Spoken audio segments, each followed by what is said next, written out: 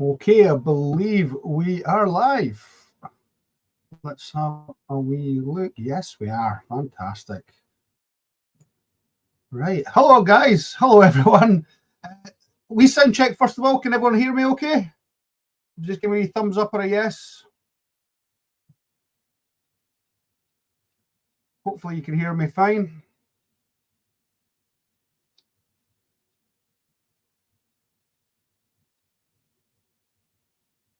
Yes, perfect. Thanks very much, Roger. Good morning, good evening here. It's 8 o'clock at night. I'm not sure where you are in the world. Perfect. Thanks very much, Peter Mortimer. So who's in the house?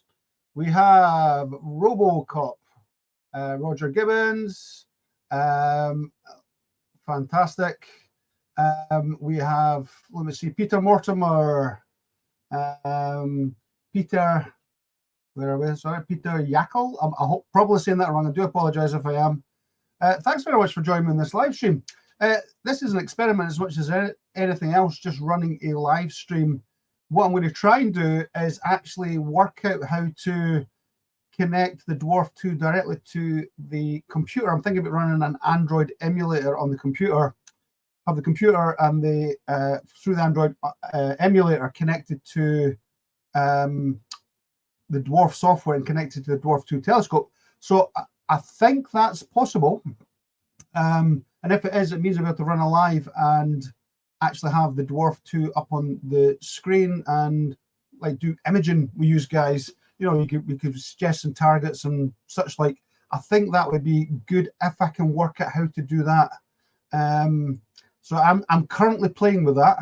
And Kuda71, thanks very much for joining us as well. Absolutely fantastic to have you here. Okay, so then I take it there's no feedback. Everyone can hear me fine. Image quality is okay, I hope, as well. Right, so perfect. I'll leave it. I won't get kicked off too early. I'll let a few people join. If you can let me know where you are in the world, that would be fantastic. Let me know who you are and where you are. That would be brilliant. And while you're doing that, I will make sure my phone's on silent, because guaranteed it'll be ringing away on this live, which would be no good. So let me switch that off and make sure that's all good. Perfect. Great. Brilliant. Right. So who else have we got in the house? So, and where's everyone from? Peter's from Wales, sunny Wales, akin to sunny Scotland. Roger Gibbons, who, if I recall, and your support is much appreciated, is one of my YouTube channel members, has joined the channel. I think, if I recall, at warp speed level. So thank you very much. Again, for those who don't know, you can join my channel and offer a little bit of support for as cheap as a cup of coffee a month at supporter level. Just helps me keep going. Obviously, there's a lot of expenses. You know yourself, you know, the sort of expenses involved when you're driving about doing astrophotography, the cost of the equipment. For me, the microphones, the cameras, you know, there's a lot of cost involved. So any support you guys give me is not necessary, but much appreciated. So if you aren't already, there's a join button somewhere down there. Yeah, somewhere down in below in YouTube land, just below what you're looking at the moment, and you're absolutely fantastic if you join my channel. And if you don't, it's fine as well. I'll keep making quality content, as I've said in my videos. Just all helps if you can. Even subscribing and liking helps. So you know, just keep doing what you're doing, because you guys are what keep me going. So thank you very much. Let's see. So Roger Gibbons, yeah, Warp Speed member. You're in West Sussex. Where else? Well, good evening, all. We've got David John Pickford, Bristol, UK. So a lot of UK guys at the moment. I'm not seeing anyone from further afield yet. Oh, and saying that, I'll shut my mouth.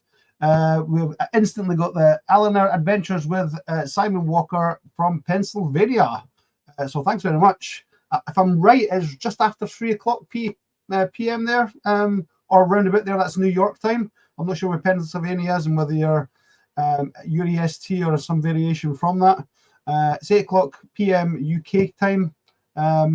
So maybe let me know the time there in Pennsylvania, just out of interest. It must be around about 3, I'm guessing 2, 3 or 4 o'clock, plus or minus on an hour on EST, I'm guessing.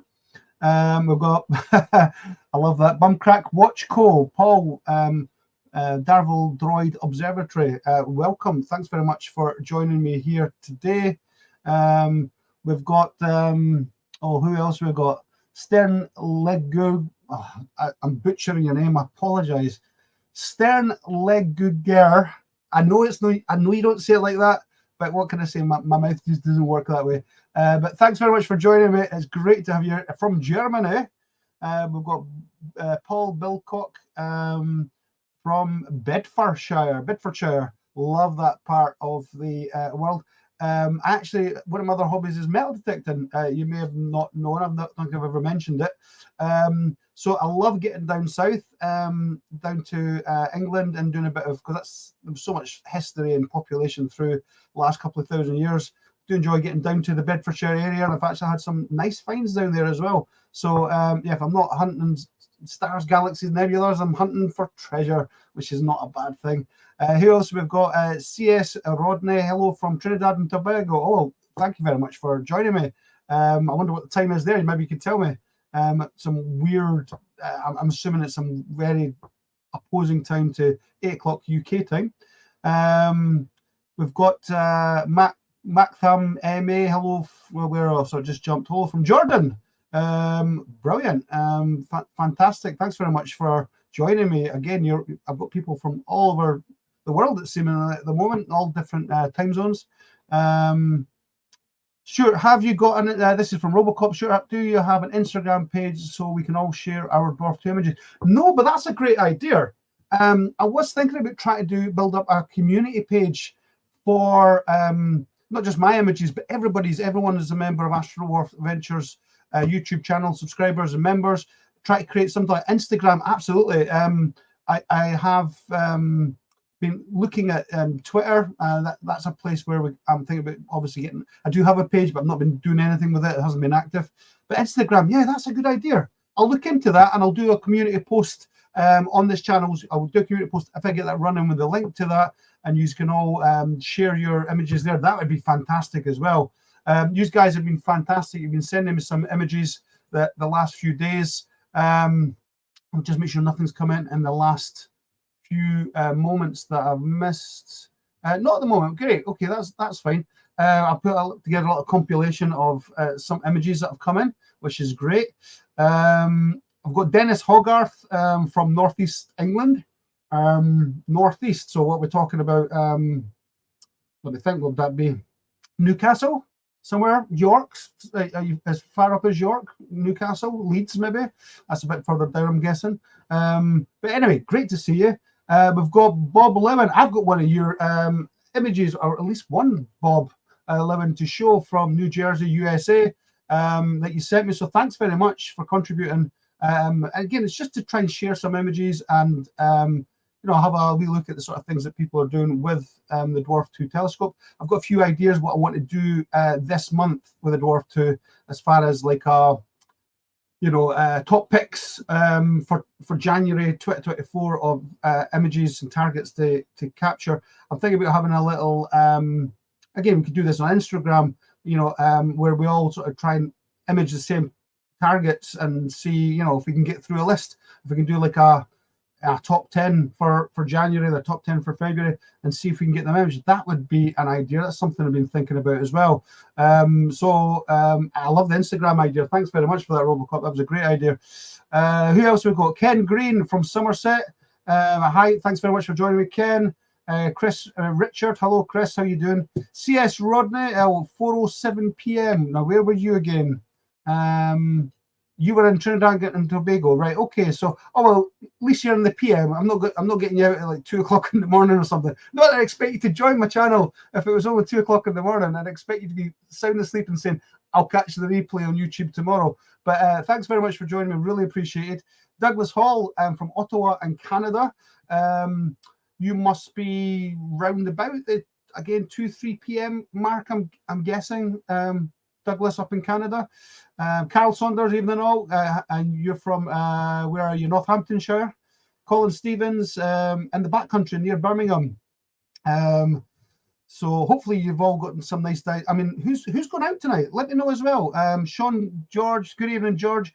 Perfect. Right. So yes, Rodney Law, you are welcome. Yeah, as I said, I mean, if it's some silly time in the morning and you're joining me, it may just be because you're out with the telescope anyway. Because let's be honest, we're all nighthawks, really, aren't we? At the end of the day, you know, I burn the candle at both ends. I'm out sometimes imaging to 2-3 in the morning. I'm a driving instructor by trade at the moment, and I'm up and out, up at 7:30 out the door for 8:30 most mornings as well. So I'm certainly one for burning the candle at both ends. So I think you have to be a bit of a nighthawk to have this as a hobby.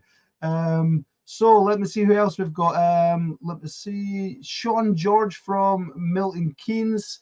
I hope I've not missed anyone. I'm trying to get everybody in. I'm trying not to miss anyone here.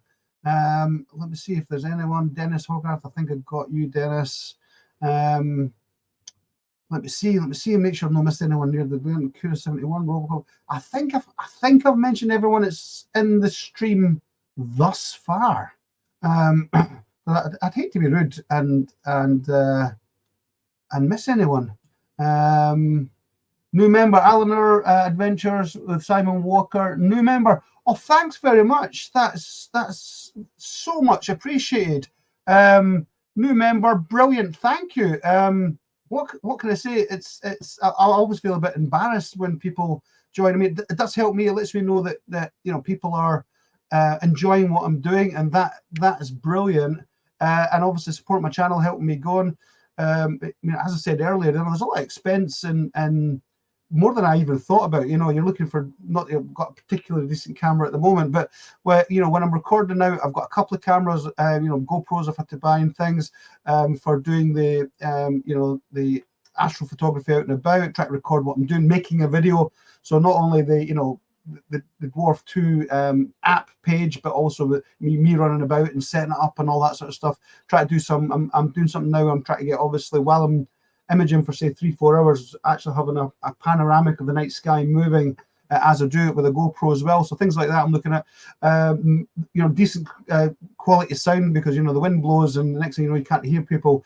The microphone was a couple of £100 alone for doing this. So there is cost involved. Not that I'm out to make money, I really am, and I don't want anyone to think I am. As I said, you can support my channel just by liking and subscribing, but anything that anyone does to help, whether they join the YouTube membership, whether they do a super chat, it doesn't really matter.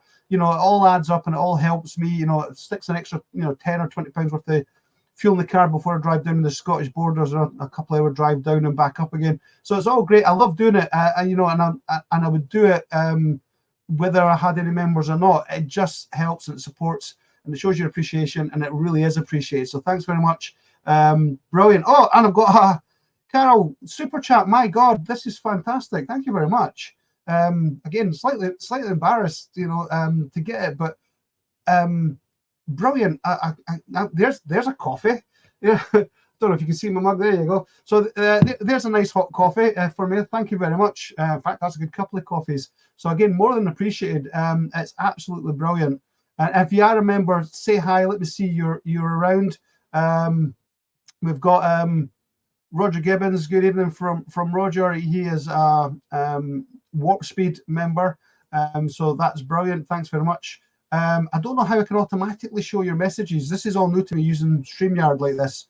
So I'm trying to, maybe it would be nice if messages just appeared along the bottom as well. As certainly if there was any sort of,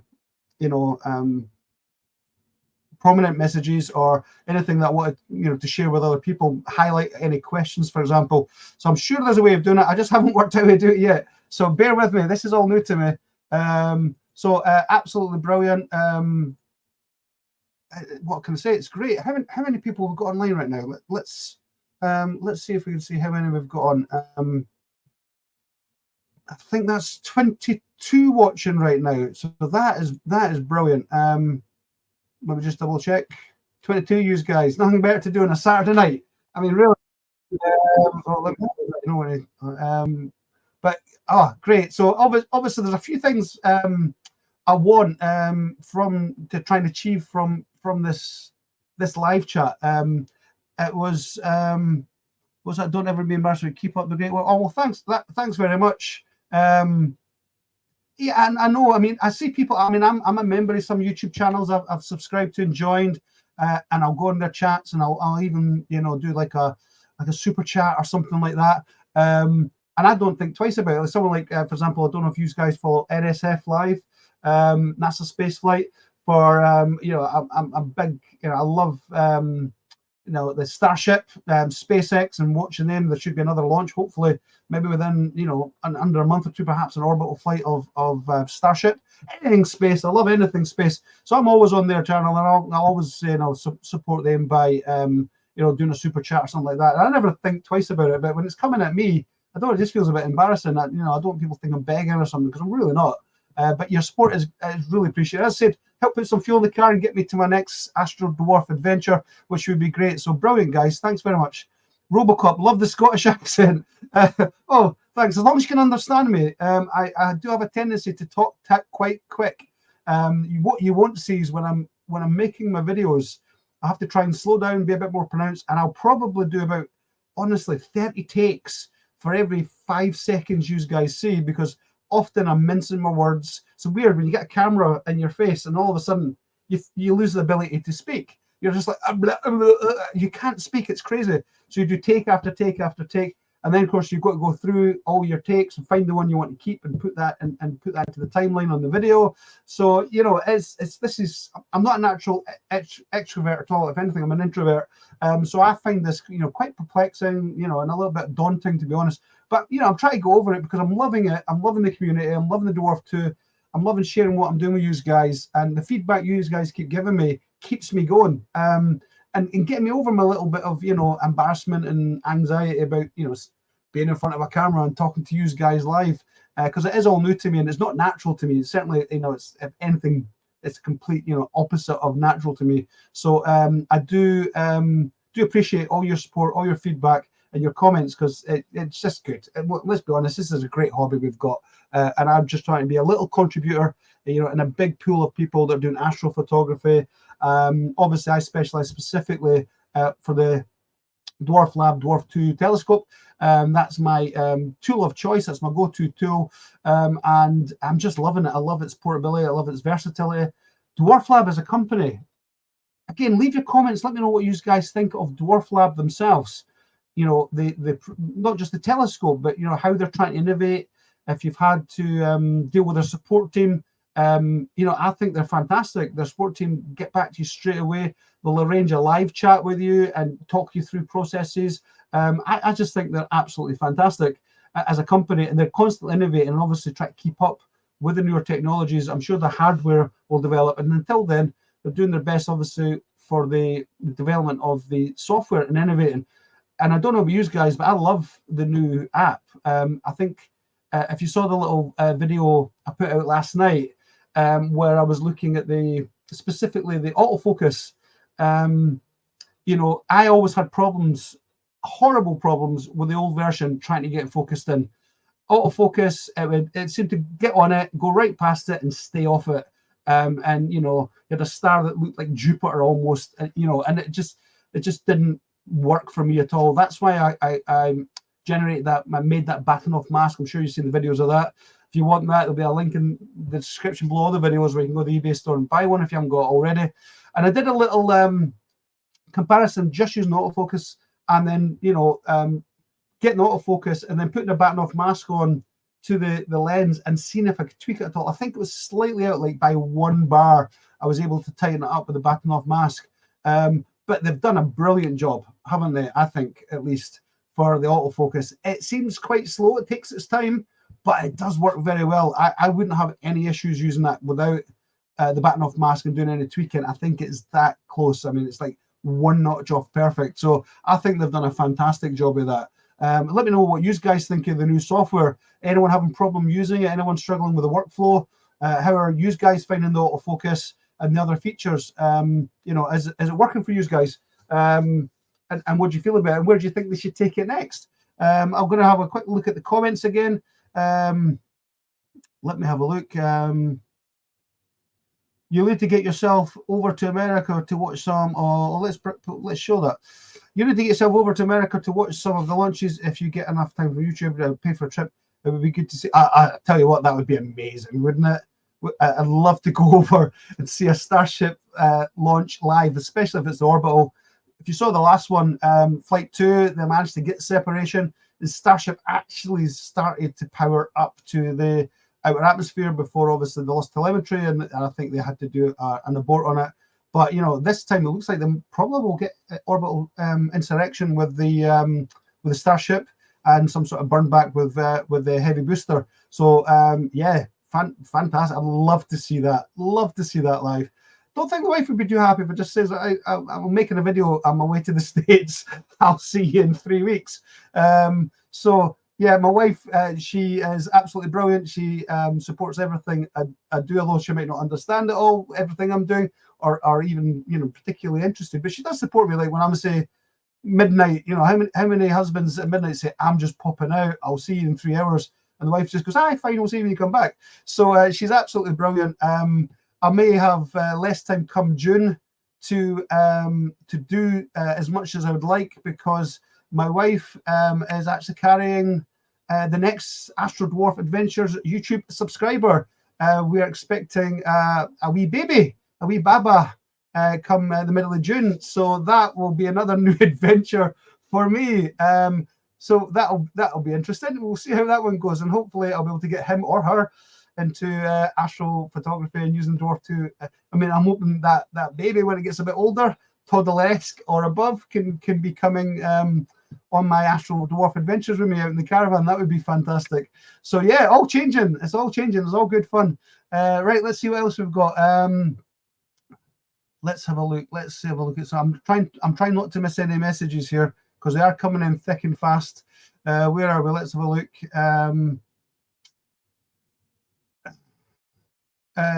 David John Pickford says, excellent as a company, kept answering my questions straight away. Yeah, DWARFLAB, they're on the ball. I mean, I don't know if anyone else is using, you know, the C-Star or any other telescope, but how many people get the sort of, you know, service response and support that DWARFLAB offer their users? Hopefully that continues. Obviously, if they get bigger and bigger and they end up selling hundreds or millions of products, I'm sure that might be more difficult. But at the moment, I think they're doing fantastic. What can I say? Alan Adventures with Simon Walker. I haven't had clear skies since the new app was released back in, what's that, 25th of December. I've had a couple of coming up in the next couple of days, so hoping to use it. Yeah, I know. You know, I live in Scotland, and as you know, Scotland's known for, you know, sunshine and palm trees and beaches. Oh, wait a minute, that's not Scotland, is it? That's like the Bahamas or somewhere. We're known for rain, cloud, drizzle, wind, and apparently Scottish accents. Golf, whiskey, all the good things. So yeah, I mean, I've been struggling myself to get out, you know, try to get some footage and get out and do some astrophotography.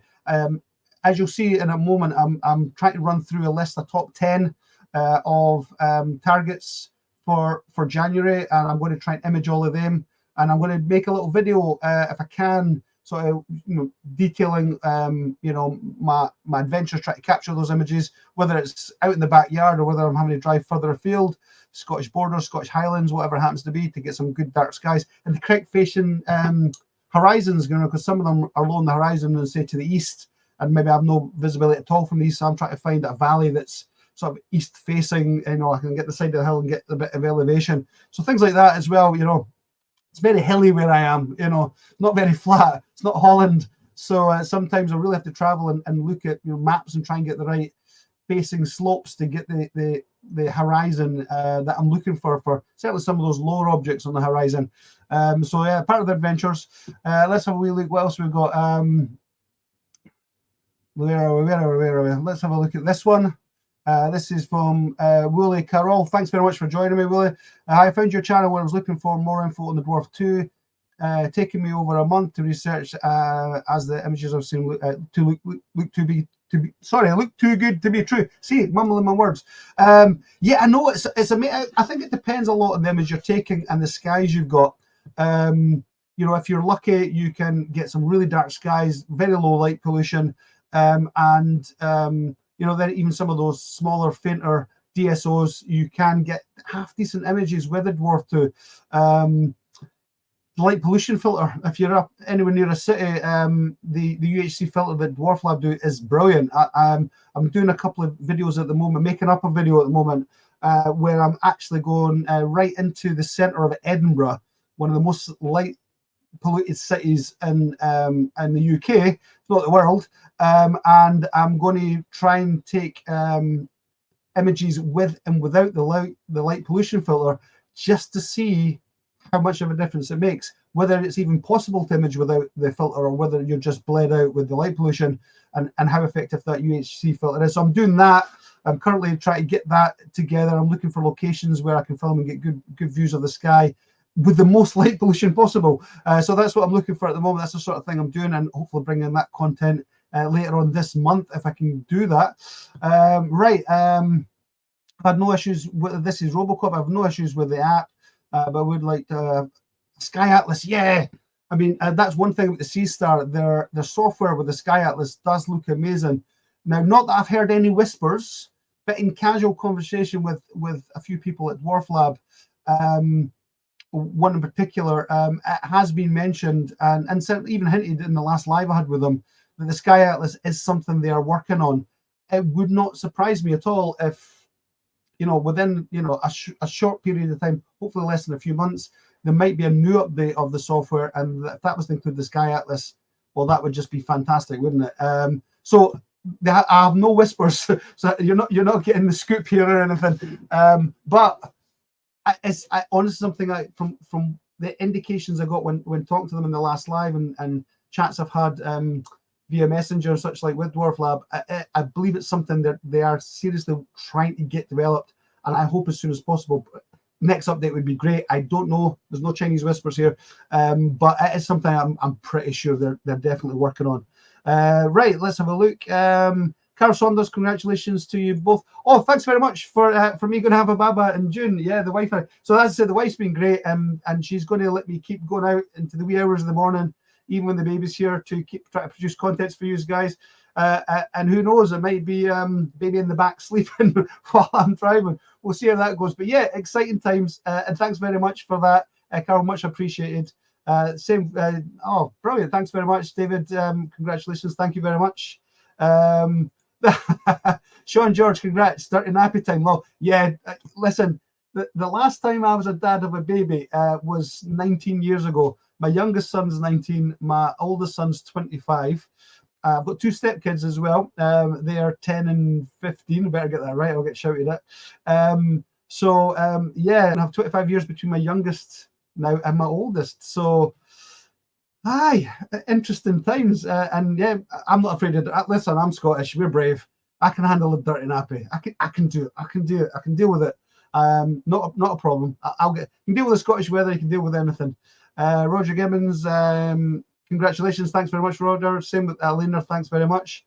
You should name a star after the newborn. Yeah, great idea. I should try and do that. When we come up with a name, we've not quite settled on a name yet. Got a couple of ideas. We don't know what the gender is going to be yet, whether it's going to be a boy or a girl. Yeah, great idea. Just think about doing something like that. I should name a wife after my star. After all, she's the star that's bringing a new life into this world for the two of us. So I should maybe do that for her. She'll think that's really cheesy. It is a bit cheesy, isn't it? Really, but who cares? What can I say? I don't care. Right, let's keep going. Let me. Who we got? Wooly only had a few nights in Glasgow with clear skies since I had it, but very well impressed with it. Yeah, it's great, isn't it? I mean, not just the software, but the hardware. What they've packed in to such a tiny little unit, and how compact it is, how portable it is. I know you can go out and spend money and get bigger units whether the smart telescopes or traditional telescopes with, you know, DLSR cameras or dedicated telescope cameras, and you can spend thousands and you can absolutely get bigger, better, high resolution images, but you're paying a fortune and you're reducing that versatility of, you know, just being able to throw it in a bag and put it in the seat next to the car. You don't even have to go in the boot and away you go. Or just, you know, grab it, stick it up in your back garden and switch your phone on and go. It's that quick. So for portability and versatility, I think I still believe to this day that there's no better value for money at the moment than the Dwarf 2 telescope, especially with the new software. Has really, I think, improved it a lot with the 4K bin in, better autofocus. I'm certainly not seeing a difference, I think, on what's going to be image quality from here on in. I'm still learning to do post-processing. That's something that I am looking at the moment, trying to get better at that. And I'm going to try and do a video. A few people in the last video commented on when I was talking about the new software about post-processing. I'd like to see a video of me doing that, perhaps with some free post-processing software, either on the phone or on the computer, so we can, you know, get better final images. So that's something I'll be doing. Again, another video that I'll be releasing soon. This is why I asked in that new app demonstration video, you know, what would you guys like to see? Because again, I'm producing content for you, not for me. So it's important to know what you guys want to see, and I'll do my best to try and make quality content for the sort of things you're asking for. So I'll certainly be doing that. And whoever commented that, several of you commented that, I certainly will be doing that and get onto that again as quick as I can. So that's brilliant. Let's have a look. What other comments have we got? Let's have a look. I know I'm probably missing a few, so apologies if I am. I'm trying not to miss them. You can highlight them if you're desperate to say something. Again, not trying to get money out of you. Even if you do, like, you know, the tiniest little super chart, it does star it and highlight it, and I can find your messages easier if there's something they really want to get out to the community or any questions you want to ask, just to make sure I'm not missing them, because they're coming in thick and fast. So CS Rodney says, we were talking about DWARFLAB here. Excellent company. Sue is always willing to help me. Sue's one of the engineers there, isn't she? Sue's always willing to help me out getting issues with fixes in a short time frame. The company, I'm sure they are doing great, even if it seems like they're under pressure. Well, they are under pressure with obviously new telescopes coming out like the Seastar, you know, and their software it seems quite mature, doesn't it, with the Star Atlas and such like. So I'm sure DWARFLAB do feel a bit of pressure. You know, when I was asking for comments on the tutorial video for myself, what you'd like to see me do next, but also for DWARFLAB, you know, for what innovations you like for the software and for any future hardware, isn't to try, especially the software, isn't to try and put pressure on them. It's just to let them know, you know, what the community are talking about and what we'd like to see. You know, I'm basically generating a comment list, if you like, that I can then present to DWARFLAB and say, hey, based on this video and all the comments I got, because there was hundreds of comments, this is the sort of things that the community are looking for and would like to see at some point in the future. No pressure, but we know you guys are on it anyway. But just in case there's something you hadn't thought about, you might get some good ideas for future innovations in software. So that's again part of the reason I was asking for those comments in that tutorial video. Neil Rogers, congratulations, great news. Oh, thanks very much, Neil, very much appreciated. Let's have a look. Robocop, I'm so happy with congrats for you both. Thank you very much. I will be passing these congratulations on to my wife as well, because sometimes she says she watches my videos, but I don't think she does. She's not an astrophotographer and interested in any way, but she's very supportive of me, and that's much appreciated. Okay, Cosmic Kyle, first time I've seen your name, so thanks very much for joining us tonight. Greetings, I'm new here. Oh, well, great, well, thanks very much. Just got my Dwarf in the past month. Well, you'll be having fun with it if you're getting clear skies. Hopefully you are. Unfortunately, as a hobby, if you don't get clear skies, unless you're going out and do maybe some wildlife photography or some you know, panoramic scenic shooting, there's not a lot we can do when we get this sort of weather we're getting. It's a shame, really. I was really looking forward to the winter months earlier when I got this telescope, you know, and it was like, you know, coming into the summer. You know, we had some nice clear nights, but they weren't until like midnight, 1 o'clock in the morning to like 3, and then the sun was coming back up again. So, you know, I was struggling to do astrophotography, you know, being full-time employed and working, self-employed. you know, you're up first thing in the morning. I can't be out to, you know, 6 o'clock in the morning imaging and then, you know, hope to do a full day's work and give, you know, my pupils their best, my best. But so I was thinking winter's going to be great because it's dark by like 4 o'clock in the afternoon, and it's still dark at like 7 o'clock the following morning. So it's, you know, we've got more time with really dark skies to do some imaging. But then, of course, we're getting the winter weather coming with it, and clouds and rain and snow and sleet. Apparently, this week we're forecast here in the UK lots of cold fronts and snowstorms. Apparently, so again, that might stop me getting out, unfortunately. But I'll keep doing my best. I will keep doing my best. Right, let's have a look, see what else you guys are saying. Who else we've got? Leonard Orser, hello from Canada. Hello, thanks very much for joining me in this live. Great to see you. We've got the Stellina cost $6,500 Oz dollars. It's too expensive. I agree. You know, I mean, if you think about the Stellina, for example, Vesper, or whatever, these telescopes that are in the thousands, these smart telescopes, they only do what the Dwarf 2 does. They might have twice the focal length. They may even have a bit more mature software to use. With twice the focal lengths and maybe the larger CCD, whatever they're using, I'm sure you will get higher resolution images. However, does it really warrant such a price difference from the cost of the Dwarf 2?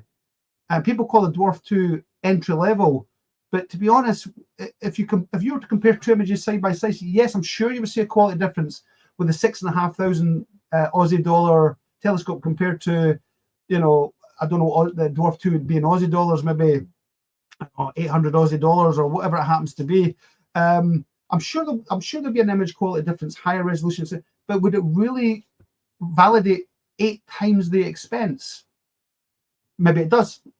Maybe it does for you guys, and if you've done it, I'm not belittling your choice at all. But for me, it doesn't. And I think with the larger scopes as well, you're losing that portability to throw that Dwarf 2 in your rucksack and away you go.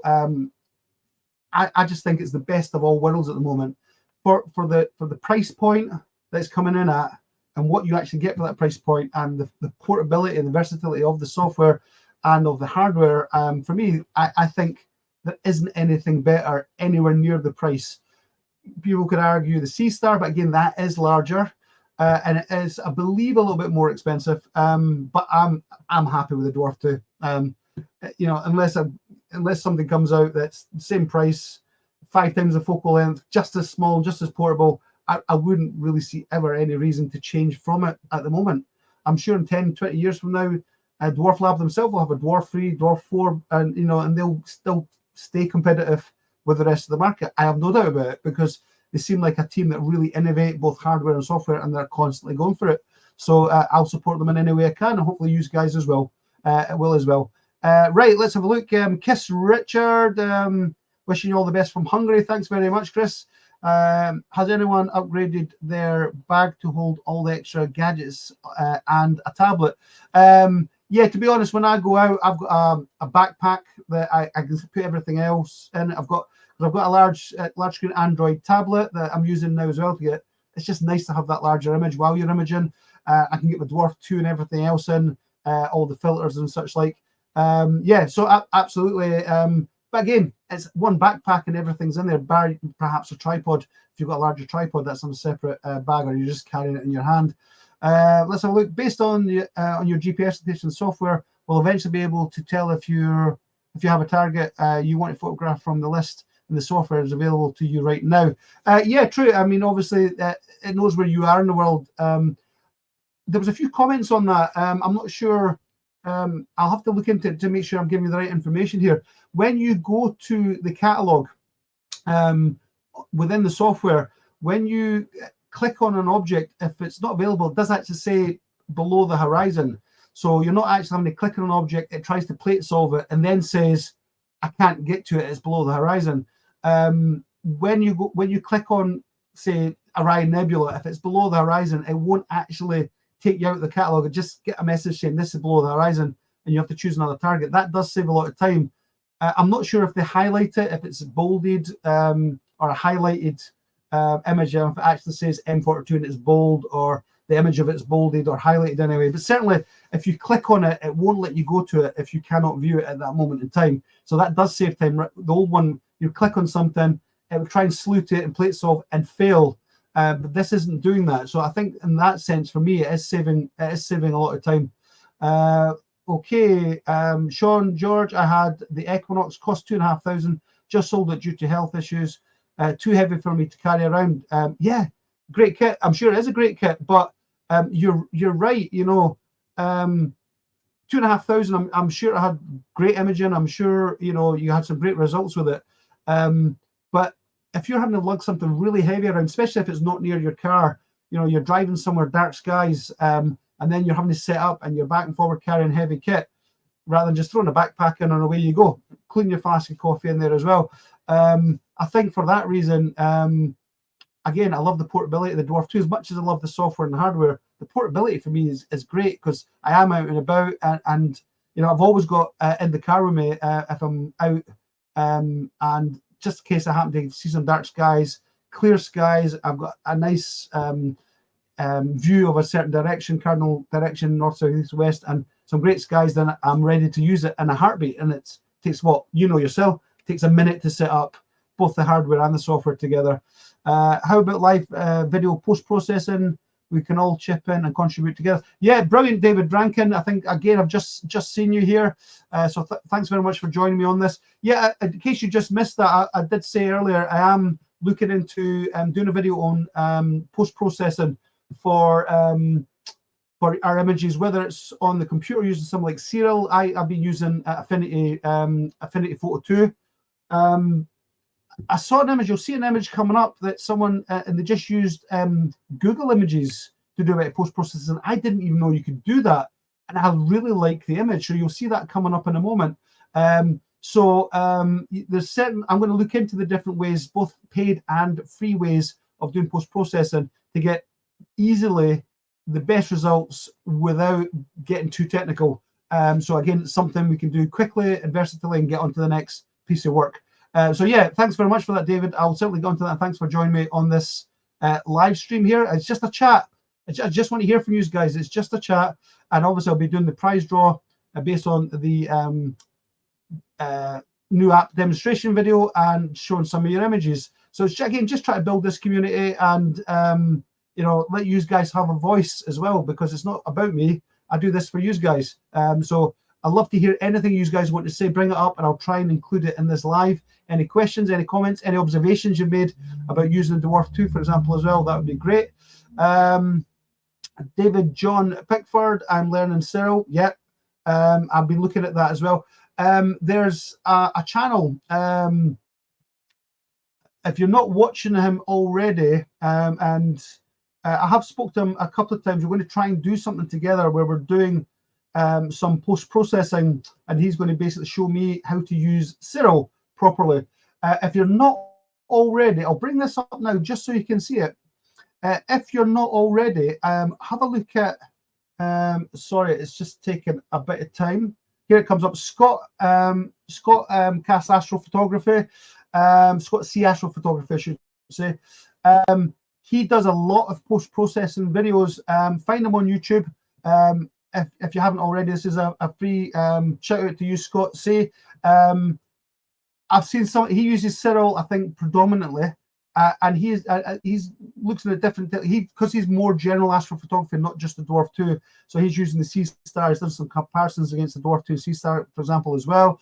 But he does actually do a lot of videos where he post-processes these images, and he makes it look really easy. So I'm sure if you're using Cyril or want to learn to use it, watch his videos if you haven't already, and I'm sure that will help you along. I'm going to try and do a live with Scott where I'll have an image and he'll have an image, and we'll post-process together and run through the workflow. So hopefully that could be good as well. But if you aren't already, Scott C Astrophotography, I'll give you a free shout out, mate, because his channel is great. It's a brilliant channel. It's not just about the Dwarf 2, it's about astrophotography in general, post-processing, etc. So a great channel. If you're not watching it already, go ahead and watch that one. So I just thought I'd pop that up there.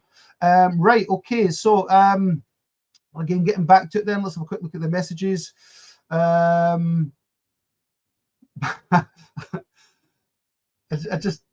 hope I'm not going to get banned off YouTube for saying bum crack. Bum crack watch co filter is good for emission nebula. Yes, absolutely. UHC filter. I've done the Orion Nebula, both with and without the filter. Again, I'm doing a video where you'll see a direct comparison. I'll be running the two together. So actually, as it's stacking on the app, I'll have two versions of the app running together. You'll see the imaging will be the same conditions, same number of subs, same exposure and gain settings, just one with the filter, one without the filter, and let it run away for 2 or 3 hours imaging and see what the final image looks like, both as a direct comparison, running at the same time and running together. So that is something, again, that is coming up. I've been shooting that at the moment. Again, there's so much I'm trying to do, so much video I'm trying to capture, so many ideas for videos, that a lot that you guys have given me. So I'm just trying to build up a library of videos that I can then piece together and give you some content that you're after, and also perhaps entertaining and educational as well. So I'm certainly trying to do that. So thanks very much for that, bum crack. I'm not going to call you bum crack watch co.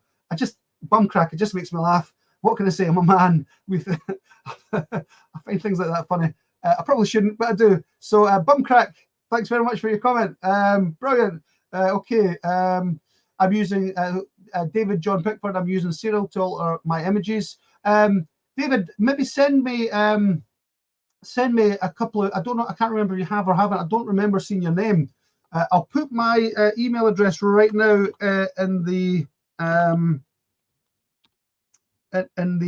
chat box here, and maybe what you could do, try and send me some images, and I'll try and include them in this live. Maybe if you could do one where you've taken from the Dwarf 2 just the raw image, unprocessed, nothing to it, and then what you've done in Serial as well, just so the rest of us can see the comparison and see how how effective that really is. So let me put that in now. I can't talk and type at the same time because multitasking is hard when you're a man and you're as old as me. Right. So I think I've typed that in. Let me just double check. Astrodwarf179@gmail.com. So if I'm not sure if YouTube lets you put in emails, does it? Hopefully it does. Yes, it has. So you see I'm here. I'll highlight that. If anyone else during this video, if they want to show me some of your images, email them to me now, and I'll try and include them in this live again, just so other people perhaps that have maybe just got the Dwarf 2 telescope, I haven't had a chance to image because of the skies. Let them see what this little telescope is capable of. Right, okay, so let's run through a few more of these messages. I'm trying to make sure I don't miss anything. They're coming in so thick and fast. Where are we? We're using Serial. Here we go. Robocop, the software used on the C-Star is from the Azure Plus. Okay, right, okay. There might be, I think DWARFLAB, certainly, I believe through one of my conversations in the past, I have talked about perhaps integration with something like Sky Safari or something like that, where perhaps you could control the Dwarf 2 from within that third-party app. I'm not sure, I'm not 100%, but that's something I believe they were possibly looking at as well. Let's have a look. Willie, if I did, right, okay, that's fine.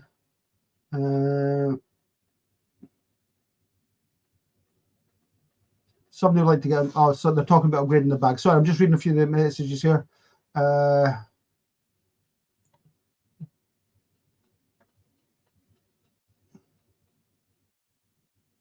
Dwarf, 15 minutes max away, you go ideal for me. I'm not sure, sorry, I'm not sure what that means, Willie.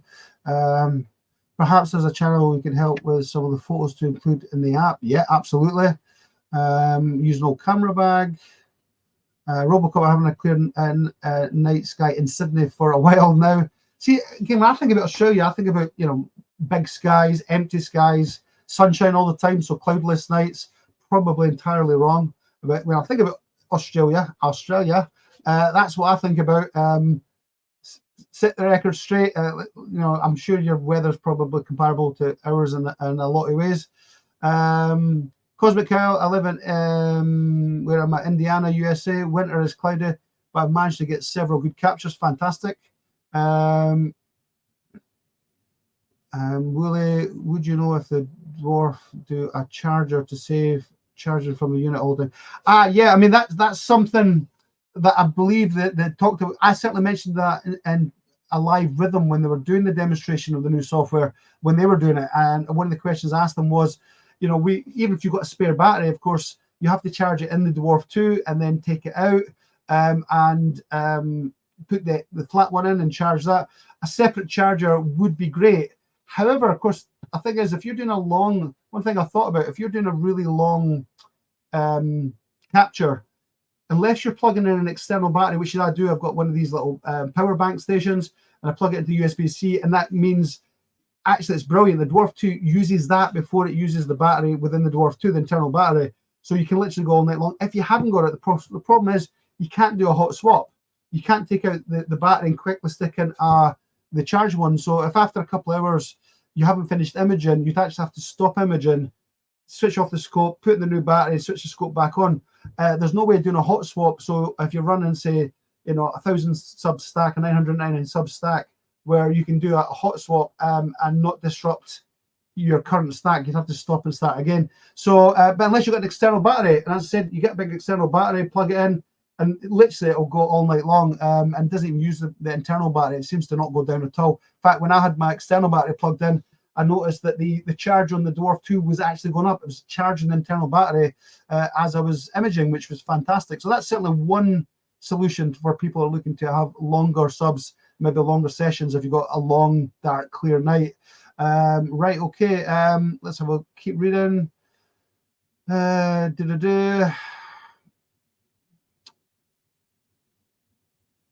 USB-C, you talked about that. I use an iPad Mini 6 because it fits in the Dwarf 2 bag if you carry the tripod separately. Douglas Hall, thanks very much, Douglas. I think, again, first time I've seen your name. One thing you could perhaps, if you put in the chat and mention to us here, you're using an iPad. How do you feel from what you've seen of the Android software, have they caught up yet with the iOS software for iPad? Are they still a version or two behind? You know, we're obviously using this new version 2 of the software. Are you using version 2, or have they got to you with that yet for iPad? I know they've certainly obviously done it for Android. I think a lot of us are probably using Android, but there's certainly some you know, iPhone and iPad users out there. How are you feeling about the software for that? So maybe you could put in the chat below and let us know. That would be great. And thanks very much for your comment and joining me in this live.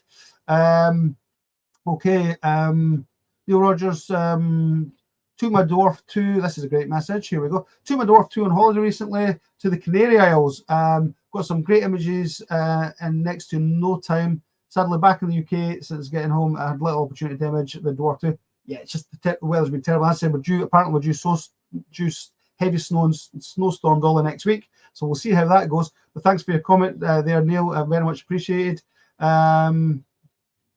Snapseed is free and good on a tablet or phone. I'm not sure what that's referring to. Brenti Rossetti, hello, Astrodwarf. Hello, chat. Thanks very much for joining me. I just saw your name. I think it's the first time you've joined us here. So thanks very much for joining us on this one. Same with Ball Bilcock. I have Infinity 2. Yes, same as me. Infinity 2, did you say use it? Yes, I've been using Affinity Photo 2 to do some of it. I'm still learning it. I do like it. Problem is, I've not found anyone really that's doing post-imaging videos specifically using Photo Affinity 2. So I think it's very powerful. And some of the filters and accessories for it, things like star removal, degauss and things like that for the imaging, I think is really good on it. And I'm learning to use it. So again, watch the space. I am producing videos. I'm making videos right now about post-processing. I've got a whole range of videos that are, you know, nearly done, just starting halfway through, and I'm trying to piece them all together to try and get content for you guys. So yeah, Photo Affinity 2 is certainly what I've been using at the moment, but I am looking at other options as well. So thanks very much for joining me and for your comment there, Paul. Andy Marv also looks like the first time I've seen your name, so thanks very much for joining me. I was imaging the sun today with a Dwarf for 10 minutes. Everything turned purple. Any idea? Turned purple. A Dwarf 10 minutes later, everything turned purple. Normally things are purple when you've got the wrong exposure. Yeah, wrong exposure or completely out of focus as well. Hopefully you were using the correct filters. You've not damaged your Dwarf 2. I'm assuming you were using the solar filters. If you were, I've done solar imaging and never had any issues like that. So it could be that you're using the wrong exposure. It could be that you're out of focus. and hopefully that you're not trying to do solar imaging without solar filters, because you'll damage the sensor inside the optics inside the scope of your. So I'm assuming you're not. I'm assuming it's something else, but I'll mention it just in case, because obviously everyone's at different levels of understanding how to use telescopes and filters and such like. Okay, well, let's have a look.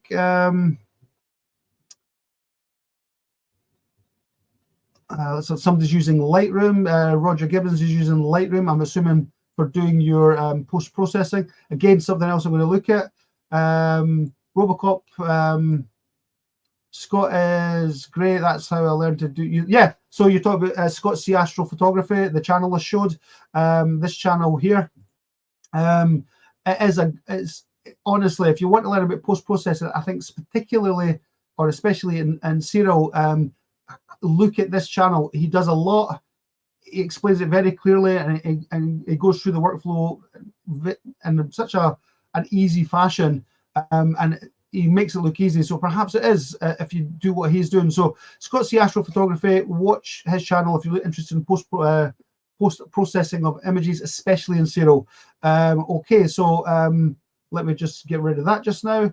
Right, okay. Robocop, I've sent a couple of my photos. Sure. Oh, thanks very much. I'll have a look for them just now, and we'll see what we can do to bring them up. That will be fantastic.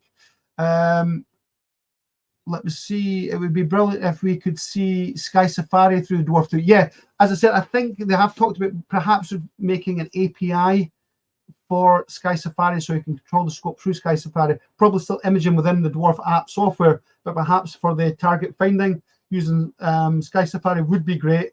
Again, I'm not sure if they are doing it, but I believe it's something I seem to recall them mention in the past that they may be looking into that.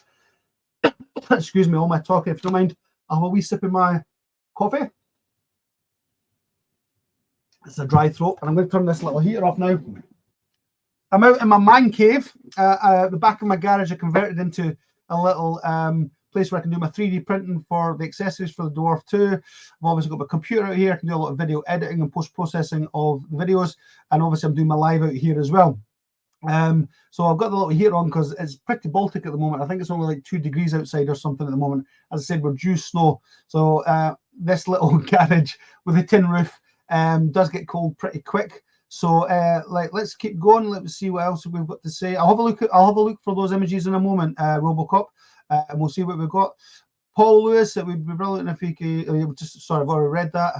I use an old power pack. Paul says that my wife used to charge her phone, and the move works brilliant with the Dwarf 2. Yeah, it's the same. I've got a little power bank, just plugged straight to the USB-C, and I use it while I'm imaging. And if anything, the internal battery of the Dwarf 2 charges even while I'm using it, while I'm stacking images. So it's a great solution. If you're looking for a longer set and the internal battery is obviously going to only last so long, especially if it's cold as well.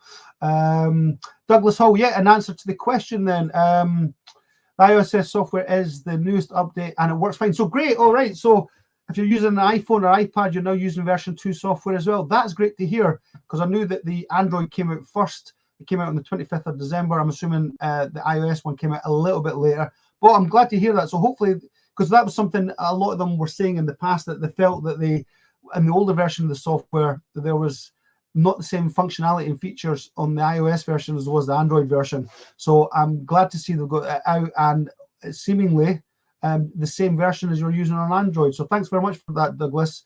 So anyone who's got or thinking about a Dwarf 2 telescope and you're using iPhone or iPad, then your software is going to be as good as Android, and there's nothing stopping you going and using it. Sean George, you're probably right. You're probably right, Sean. It's the IR cut pass will make it go pink and purple. Yeah, you're right. He's probably got the IR on pass. You need to put that on cut, and that will get rid of that purple. That's probably what you're doing. I never even thought about that. So again, Sean, thanks very much. Hope that's answered that other question that came up about that. Yeah, Andy Marv, yeah, solar filters used, never touched anything, just went purple. Yeah, it's probably, as Sean just said there, Andy, it's probably when you go to the settings and you can have, when you're talking about exposure, so you have the exposure time, you can have the gain, and next to that it says IR, and you can have it cut or pass. You need to have that on cut so that you're not using the IR filter, because that would make it pink. It's probably that, so you can certainly try that and see if that helps. If not, get in touch with DWARFLAB and I'm sure they'll help you. Paul is going to Singapore and Lombok in March. We'll obviously be taking my Dwarf 2. Quite right. Hopefully they have some great skies there, and different skies as well. Southern hemisphere, isn't it? Southern skies rather than northern hemisphere.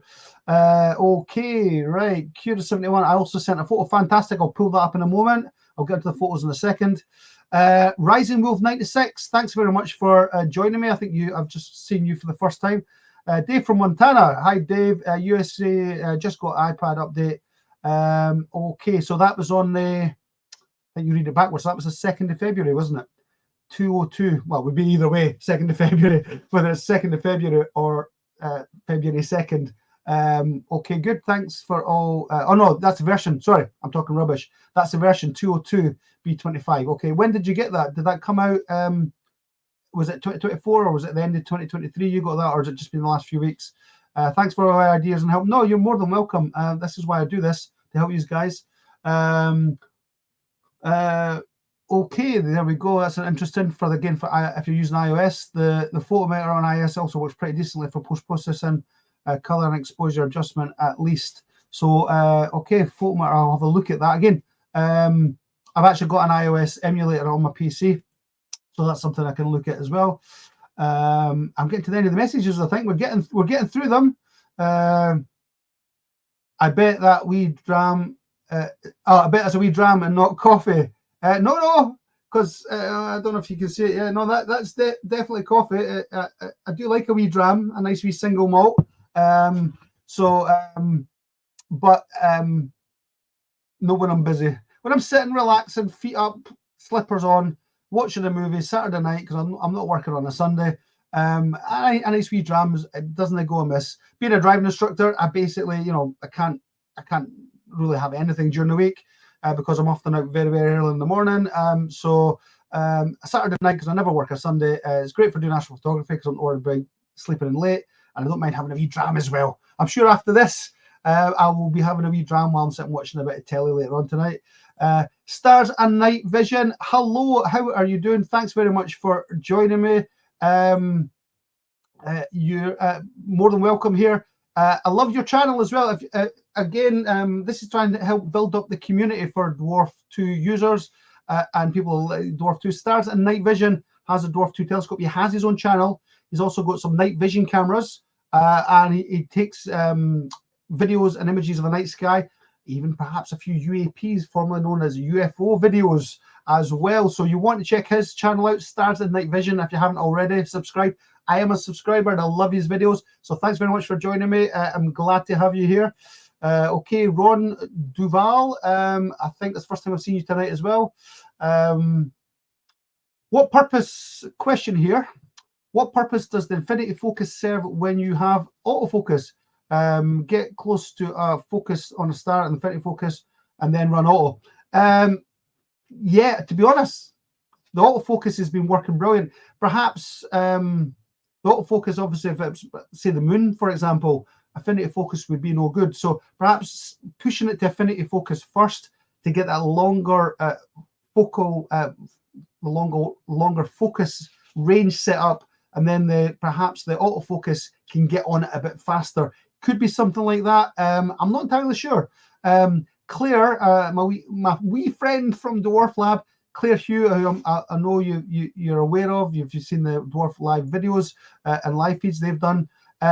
She is actually putting together an interactive, well, not an interactive, a comprehensive is the right word, PDF tutorial on all things Dwarf 2 and the new app.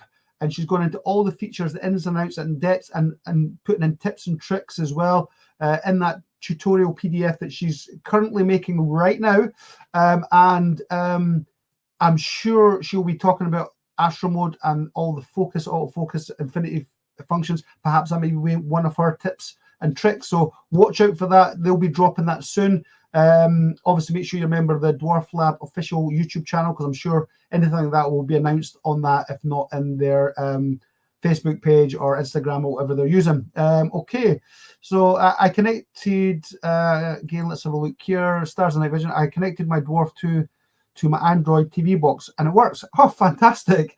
Yeah, I'm going to be playing with a few connectivity options.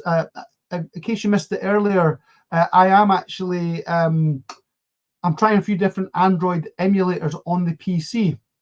And my idea is that, you know, whether it's on a laptop if I'm out about, or just even here, because my little den here is at the back of my garden. So I could theoretically connect this computer to either a common, using the, I think that's using, is it the STA, where you can set up the Dwarf 2 connecting to a shared hotspot.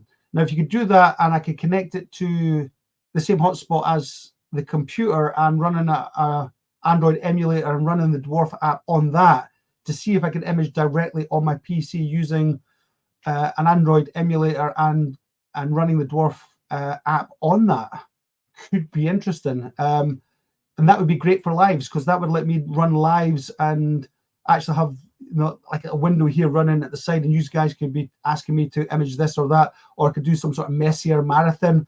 I have seen people do it. I'm not sure how they've done it, but I'm thinking it might be along the lines I'm thinking now. So again, something I'm working on right now. Okay, Willie sent you a photo too, only a second time using the Dwarf 2. I'll look for that, Willie. I'll pull that up very, very shortly. Let's have a look. Stern Leguger. Sorry, again if I'm butchering your name. And thanks for joining me on this live. It's the first time I think I've seen your name. I have problems sometimes after I turn my Dwarf 2 on. I can't really see stars at my phone display to do the focus. What settings should I do for that? If you just push autofocus, it should go in and out of focus and change it. Exposure settings you want to be on. If you want to pull up something quickly and make sure you can see some stars, 1 second. You'll find the autofocus defaults to 1 second. So if you quickly change exposure to 1 second, that will let you get, I'm sure, enough light coming in where you can quickly focus on stars.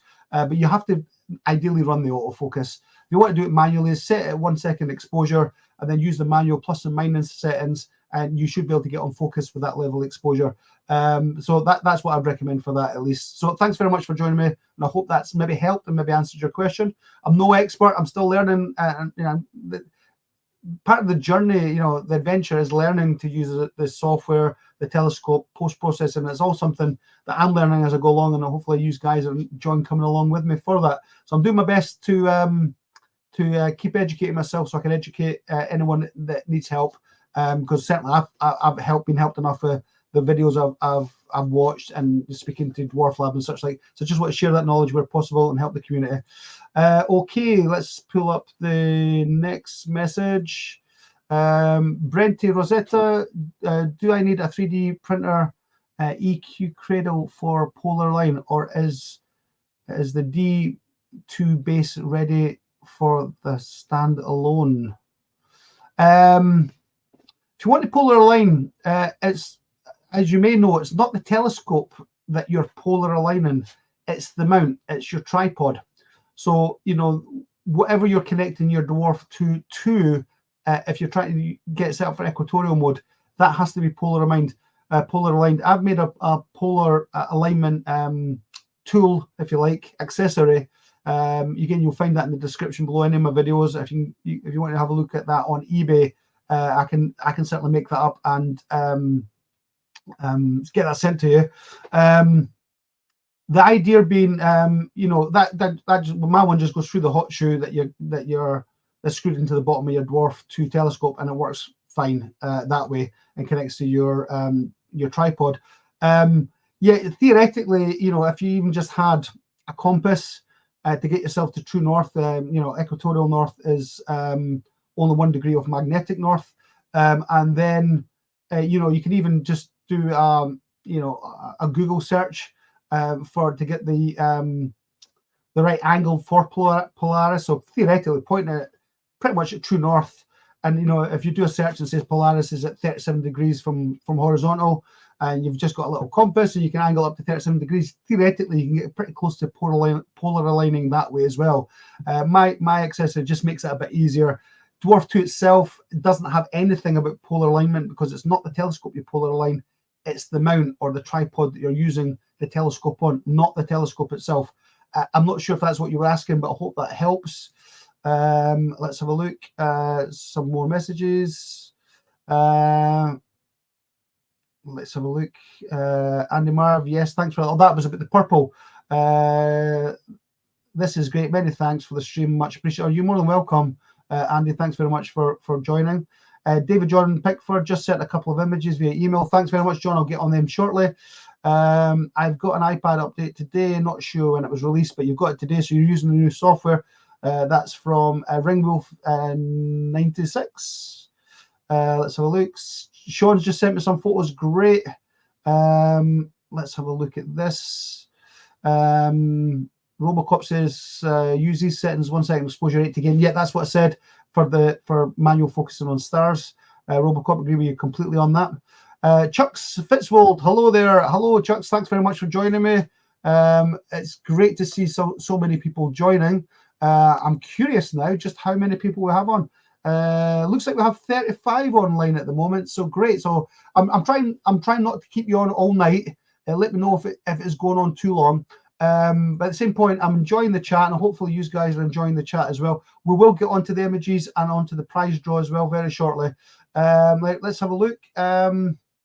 Astrodwarf, do you know if DWARFLAB is going to sell some goodies on their website? Well, yeah, I mean, I don't know if you saw the Christmas video that I released for Christmas New Year. They sent me a couple of mugs, a little thermos mug for the coffee.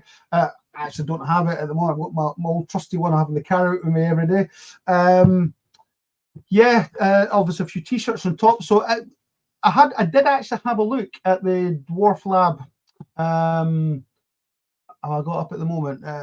No, I've not got up at the moment. Yeah, I did actually have a look on their official website recently. Went to the accessories. They still only got the Dwarf 2 accessories. I don't see any merch, you know, the mugs and such like at the moment. I don't know if they'll perhaps do that on Amazon or, you know, some of these other sites where you can buy merch.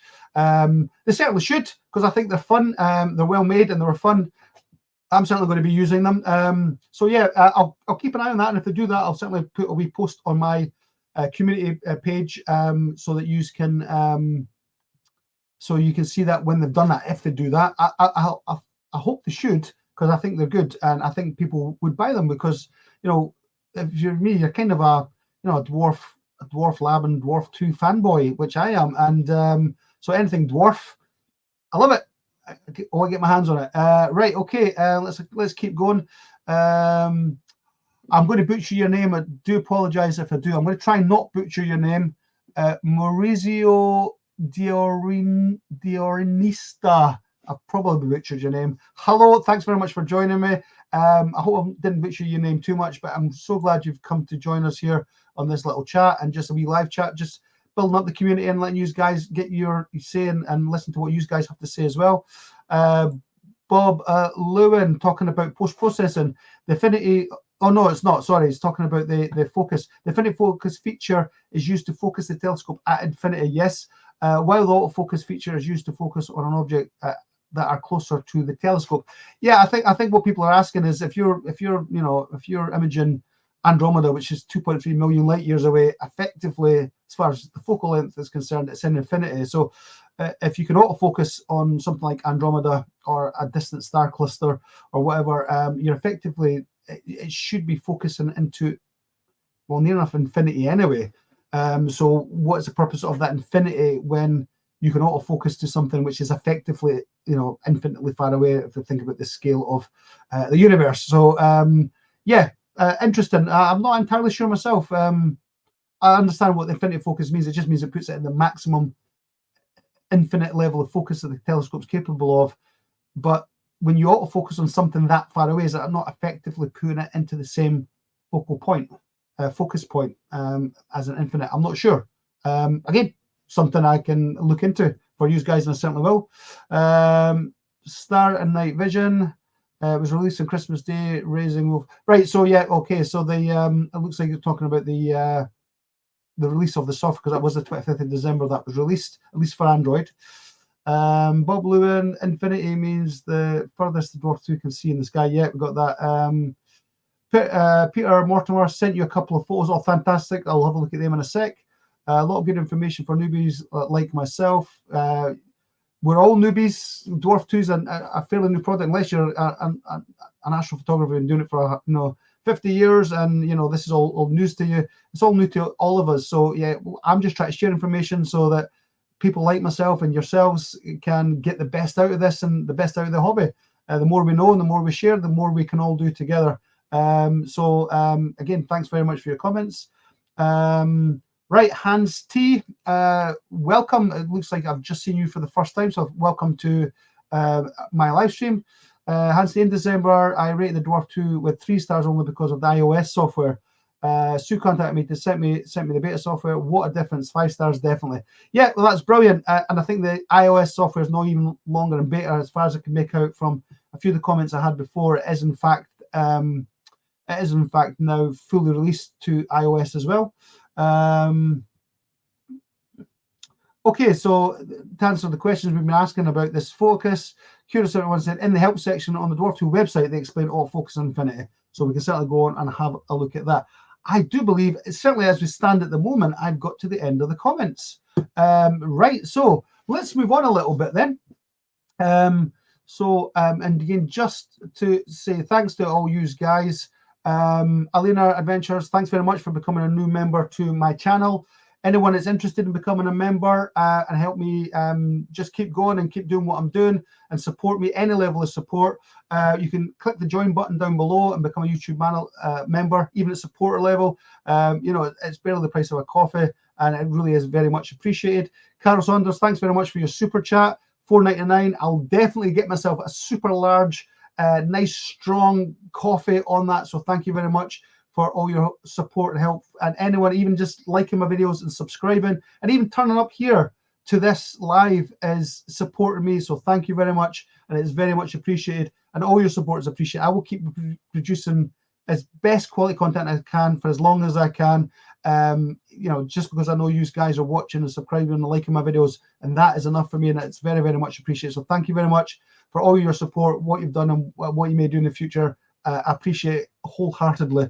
Okay, so let's have a look at some of the images then. So first off, these are some that I had been emailed earlier over the last few days. So let me pull up some of these images then.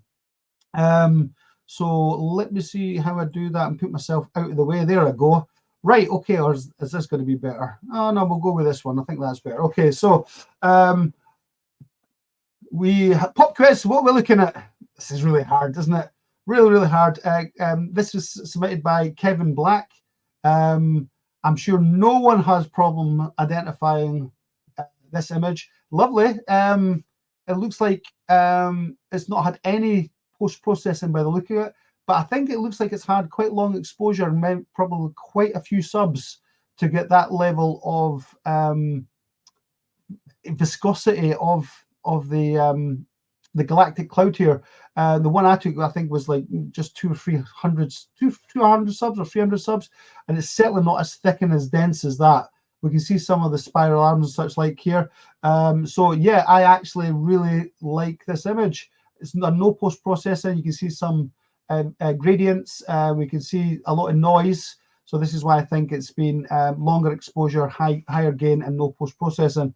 Bit of discoloration at the bottom, but a lovely image nevertheless. Who would think, this is 2.3 million light years away, Andromeda here, and its little sister galaxy up there. Something not much bigger than an iPad is producing something like this on your phone, which is in your pocket. Isn't it not just fantastic what this little telescope can do? It is absolutely brilliant. Starnight Vision, do you think the image... Here, let's bring up this message. Do you think the image quality can improve even more in the future updates, or is the maximum being reached? No, I think they will improve it. I don't think we're, anywhere near what the hardware is capable of. I had a little look at the sensor they're using, just again, not too technical, but I had a look at the sensor that they're using for the imaging and what that's capable of. At the moment, the software is taking up to 4K bidding. I am not 100%, but I think they can maybe get the same again out of the same sensor. And obviously things like the algorithm, the way it processes the data, the noise coming in, how it handles the noise, using the light curves. I think that's going to, I think it'd be good to have some sort of automatic feature rather than you having to play with the light curves. I like playing with the light curves to get the sort of image I'm looking for on the live stack when I'm imaging. But I think, yeah, no, they're going to get a lot more out of this telescope. Let's have a little look here. Andy Marv, that image is mint. Yeah, it's great. So credit to Kevin Black. That is a great image of course, the Andromeda Galaxy. So well done, Kevin, for that image. I don't think you've joined me here tonight. I haven't seen you yet, unless you're using some other name. So if you are, let yourself known. But yeah, brilliant image. I love that. I think that is a really nice image. Let's flick over. Let's have to click on it here. Right, now this was taken with the Dwarf 2 telescope. So take a look at it for a second. So to answer your question, to go back to this question, do you think the image quality can improve even more in the future updates, or has the maximum been reached? Look what it can already do. Here we've got M42, the Orion Nebula. Okay, this is Diana Souza. You may know her if you follow her on YouTube. She is your favorite astro nerd. If you're not watching her channel, go and watch her channel. She is a serious astrophotographer. She's got her own little observatory she's built in her back garden. She's got a lovely big telescope, and she's using the Dwarf 2, and she's loving the Dwarf 2 telescope. And obviously this is post-processed. She has done some processing on this. She did mention in her email what she had used. I'll need to go back and check. I've got a feeling it might have been Serial that she did this in. But look at the quality of that image. How fantastic is that? That's with a Dwarf 2 telescope and with just a little bit of post-processing using software. And I'm sure it probably wasn't even that hard to get that quality of image. People say, you know, I've seen some people show you the image of M42 done with the C-Star Smart Telescope and Dwarf 2. And they're showing you the C-Star and go, look how good this is compared to the Dwarf 2. This rivals anything I've seen the C-Star produce for quality, resolution, clarity, and just the definition. You know, look at the wisps of the nebula, the nebulosity, the reflection nebula there, the clarity of the stars, the sharpness of the stars, the lack of noise in the background. You've also got your nebular appearance coming out. You can just see again some of the nebulosity shining. It's fantastic. Who right now would look at this and go, that's not a good image? And think about that was taken with what all of you have got, the Dwarf 2 telescope. I haven't even got M42 as good as that yet, nowhere near it, because obviously I'm not able to post-process to that level yet. But it inspires me to know what can be done with this telescope, because that is a phenomenal image, is it not? Is that not just a phenomenal image? And M42 is just one of my favorite targets. And I can't almost not pull out the telescope, and I have to resist the urge to point the telescope at it and take it, because I just think it's a fabulous target. It's easy to find, it's easy to image, and it's just a fascinating object as well, isn't it? So stars are being born right there, and I think that's brilliant. So yeah, amazing image. I agree, David, absolutely fantastic. Right, just have a quick look at some of these. Let's have a look. R159 was a nice image. Okay, amazing image. Yeah, agreed. Great image of Orion Nebula, says Roger. 100%, fantastic. Let's go on to the next one. I think this is the same one. Yeah, it's just the same one. It's just obviously it's been cropped in a bit, but that's the same image from your favorite astro nerd. So if you're not subscribed to her channel, go and watch it. She's fun. She's mad as a hatter. Love her. Love watching her. She's full of energy. Right, let's have a look. So again, M42 here. Credit to Craig Jones for submitting this image to me. Thanks very much for submitting that. Again, actually a nice image. We can see we've got some elongation of the stars. So longer exposure, perhaps. Maybe, I don't know if tracking was slightly off. But look at the colors, look at the quality of the Orion Nebula. Look at the detail. Look at the nebulosity in the strands here. He's done a really good job. I'm assuming there's a bit of post-processing because there's very little noise to signal ratio. But that is, again, a really nice image. I like that image of M42. Yeah, nice contrast. I agree completely that, you know, he's done a really good job at taking this image. Is it higher resolution or to the same quality as the last? Probably not, but that's got the contrast isn't so good on Diana's. Here the contrast is brilliant, and he's been able to get the contrast without sacrificing. I struggle sometimes when I try and get better contrast between the background and the foreground, and I do lose a lot of the edging nebulosity. It has lost some down here. There's not like a little band running through. I don't know if we can see that here. Yeah, you see there's a little band of nebulosity running through when you don't pull the, you know, you don't make it too contrastful. You can actually see that. So you're actually getting a few more wisps of the nebula down here, which we're not getting on this one. It's been lost. So he's cropped off that nebulosity somewhat, but it's still a great looking image, is it not? I love this image. So let's move on to the next one. Now, how's that for an image? Now I'm going to move myself because I'm in the way here, and I'm losing some of the credits. I want to give credit to everyone that's taking this. So I'm going to move to the side. It doesn't mean the image will get slightly smaller, but Richard Marklew, the North American Nebula. Wow. What can I say? Wow. Yeah, again, yeah, look, Paul, exactly all I can say as well. I was the same. How nice of an image is that? I want it. I want to do it. You know, I'm not even sure if I can see it from the UK, the North American Nebula. I'm sure I can. It's in the northern hemisphere. It depends where it is altitude, you know, on the horizon, whether or not I can get to it or not. But what a fantastic! Look at the pillars. Look at the pillars, the dust pillars here. It's like the pillars, the Hercules almost. It's beautiful, isn't it? What a fantastic image. Yeah, Roger, I agreed. Amazing, fantastic image. Done on the Dwarf 2 telescope. NGC 7000. Yeah, I think I maybe even got that. May have been submitted to me. Huda. He's saying NGC 7000, really great shoot. Or is that the North American? I'm not actually sure of its catalog number. But yeah, North American Nebula, just fantastic. You know, anyone that can produce that on their phone. I mean, come on. How is this hardware? That is stunning.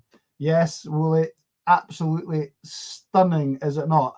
Just an amazing image. So credit where credit is due. Richard Marklew, what a fantastic image. Thanks very much for sharing it with me in the community, because this inspires me to, even more so than I'm already inspired, to keep going out and keep imaging and trying new targets from the catalogs.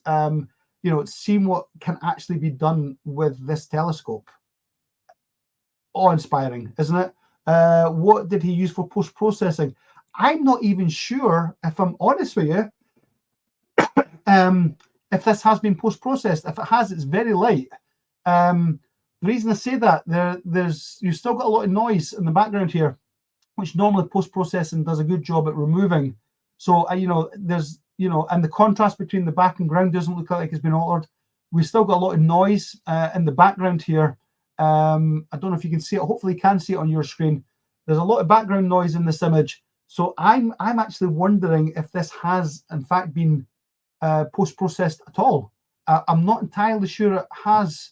Let me, I don't know if I can actually find that. I can't remember when that one came in. Try to see if I can see his email. That was a while ago, I believe. So,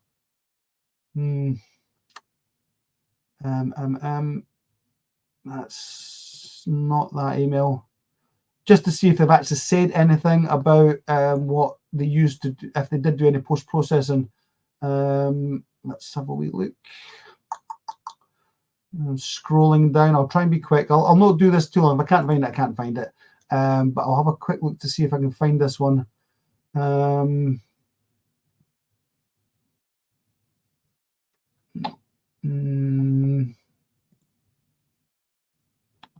that was from Deanna. No, sorry, I can't actually find that email at the moment, unfortunately.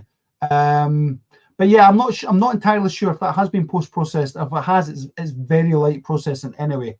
But still, just yeah.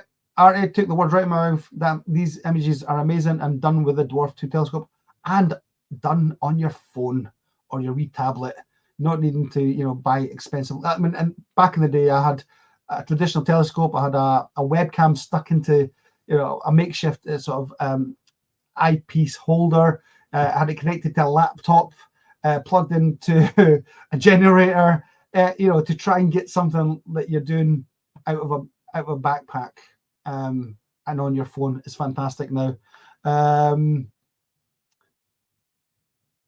Number of subsettings. Yeah, again, if I could find his email, I would be able to put that. What I'll try and do, information like that. Obviously, this live will become automatically becomes just a video on my channel once the live ends. So what I'll do is, over the next day or two, I'll find the original emails for these images, and I will reference them in the description box below that video, and I'll put information such as North American Nebula by Richard Marlowe, settings where post-processing was, if that information's on that email. I'll do that so that you've got that information as well, because I agreed, if you can do very little and have a wee cheat sheet to get images like this, then why wouldn't you? Because they're absolutely fantastic. So let's move on to the next image. Make sure I didn't skip any. So again, Kevin Black, solar imaging. As you can see, that's actually quite a nice image, isn't it, of our sun. We can see a couple of sunspots. We can see again a couple of small sunspots. And actually, I showed this to someone, and they went, "Oh, but look, it's really fuzzy. The sun's not fuzzy like that."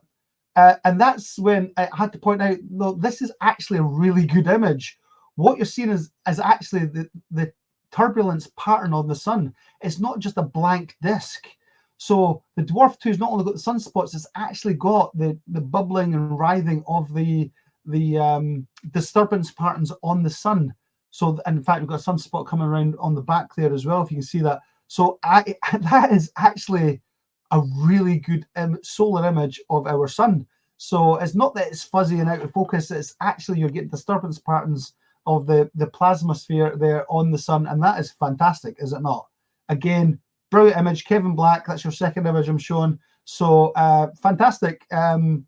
Just brilliant. Love it. Right, let's go on the next. So Paul, he put his handle down as a 2-tube family.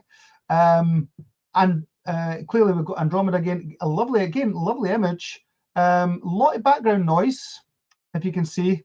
A lot of background noise here. So I've got a feeling this is raw. I believe this is raw. I don't think this has had any post-processing. If it has, again, exceptionally little post-processing, I think, on that, and still a fantastic image of the Andromeda galaxy. The old tubes used to get in the family camera. Yeah, exactly. That's exactly what I did, Willie. My old 35mm canister holder for the 35mm film. You cut off one end, and that fitted in nicely into 1.25-inch eyepiece. And I had my webcam basically glued onto the end of that, so I could put my webcam on. And then, of course, you can move the focus on the telescope eyepiece in and out to get focus, and had that shown up on my laptop. And that's how I used to do astrophotography like 30 years ago. And the image quality was like, what? I think it was 640 by 480 resolution. Ugh, horrible compared to what you can do today. But even then, I did manage to capture some asteroids moving using the blink, so actually getting it moving across the sky, blinking between different images and such like. So, you know, it was hard work. It was expensive. It was costly. You had to be inventive. It was cumbersome, but it was possible. But nothing like we can do today. So again, thanks very much for that's exactly what I used. Our old webcam was an old Logitech webcam with a 35mm canister holder for the film stuck into it and glued. The other side cut off and put into the 1.25-inch eyepiece holder on the telescope itself. So I'm hoping to experiment with the Pleiades next. Well, you might just see an image of the Pleiades coming up that your very own Astrodwarf adventures perhaps took. So you can let me know what you think of it. That was RT159. I'm hoping to experiment with the Pleiades next. So maybe you can tell me what you think of my image. Again, no expert, but I like it nevertheless. So anyway, let's move on to the next image. So credit to Bob Lewin. How is that for an image of the moon? Isn't that nice? Look at the contrast, the termination line here, the contrast. That is just lovely. That's so nice. And as far as I'm aware, that was not done using lunar stacking. I may be wrong, but I'm pretty sure that was just an image captured with the Dwarf 2. Again, lovely image. I mean, just look. Crater walls, the shadows in the craters here. I hope you can see my mouse. You can actually see the shadowing. The light's obviously coming in from this side, hence it's dark past the termination point there. So you can see the shadow inside the crater. The termination line is beautiful. Look how jagged and how active that termination line is. That is a really nice image. I really like that. So Bob Lewin, great image. Thanks very, very much for providing this image. Let's have a look. Lobelin, read the post with me. Oh, it's yours. Yeah. Okay. All right. So you've mentioned it, Rob, have you? Bob, sorry. Let me go back, see if I can find you. Bob. Where are you, Bob? I'm running back. I'm going all the way back. Can't see that. Bob Lewin, infinity means right, the furthest dwarf can see in the sky. So Bob Lewin, I'm not sure if we're talking about the same thing here. Read the post with my image. You might be mean on the email. Yeah, I'll have to go back and find that email. But if you can maybe just put a wee message here, just saying, you know, was that stacked or was that just a single image? And did you do any sort of post-processing? Just a few lines here would be great, just so people can see what you've been doing. But I love that image, Bob. I think you've done fantastic with it. I love the color as well. It's a nice image. Right, let's move on to the next one. Again, Bob, nice job, Bob. Yeah. Nice job, Bob. Yeah, absolutely, 100%. Here's another one. I'll zoom in a bit. Again, lovely. Look at that. Sunspots. I'm not sure if that's maybe that's been caused, the apparitions I should maybe by some atmospheric movement, if it's been daytime, heat rising or something. But again, lovely image of the sun there by Bob. Love the colors as well. Such a rich color to that. Fantastic. Bob Lewin, great. Single shot. Change white balance, etc. So there you go. That moonshot was a single shot that Bob took there. Let me go back to that. So he's actually saying here that was just a single shot with a Dwarf 2, and no post-processing, just a little bit, you know, adjusting the white balance to get this nice tone of image. It's fantastic. Single shot. So again, Dwarf 2 is a highly capable beast, isn't it? Right, let's go to the next one. Another one from Bob of the lunar again. Lovely. Slightly, obviously, different tonal look to it. Grayer, or more of what I call a silver moon. Again, nice termination line, nice crater, nice shadows. Again, lovely image. You're doing fantastic with them. How do you get it to orange? I'll begin playing with white balance, and sometimes the filter you use, the filters I make for the solar filters I make for the Dwarf 2, the black polymer film that I use does give a really orangey, colourful image. Whereas, for example, the Dwarf 2's solar filters, which are way better quality. They're made with metal, not just 3D printing and such like mine, and proper glass lenses rather than film. That's more yellowy. So I think maybe the filter has a lot to do with it as well.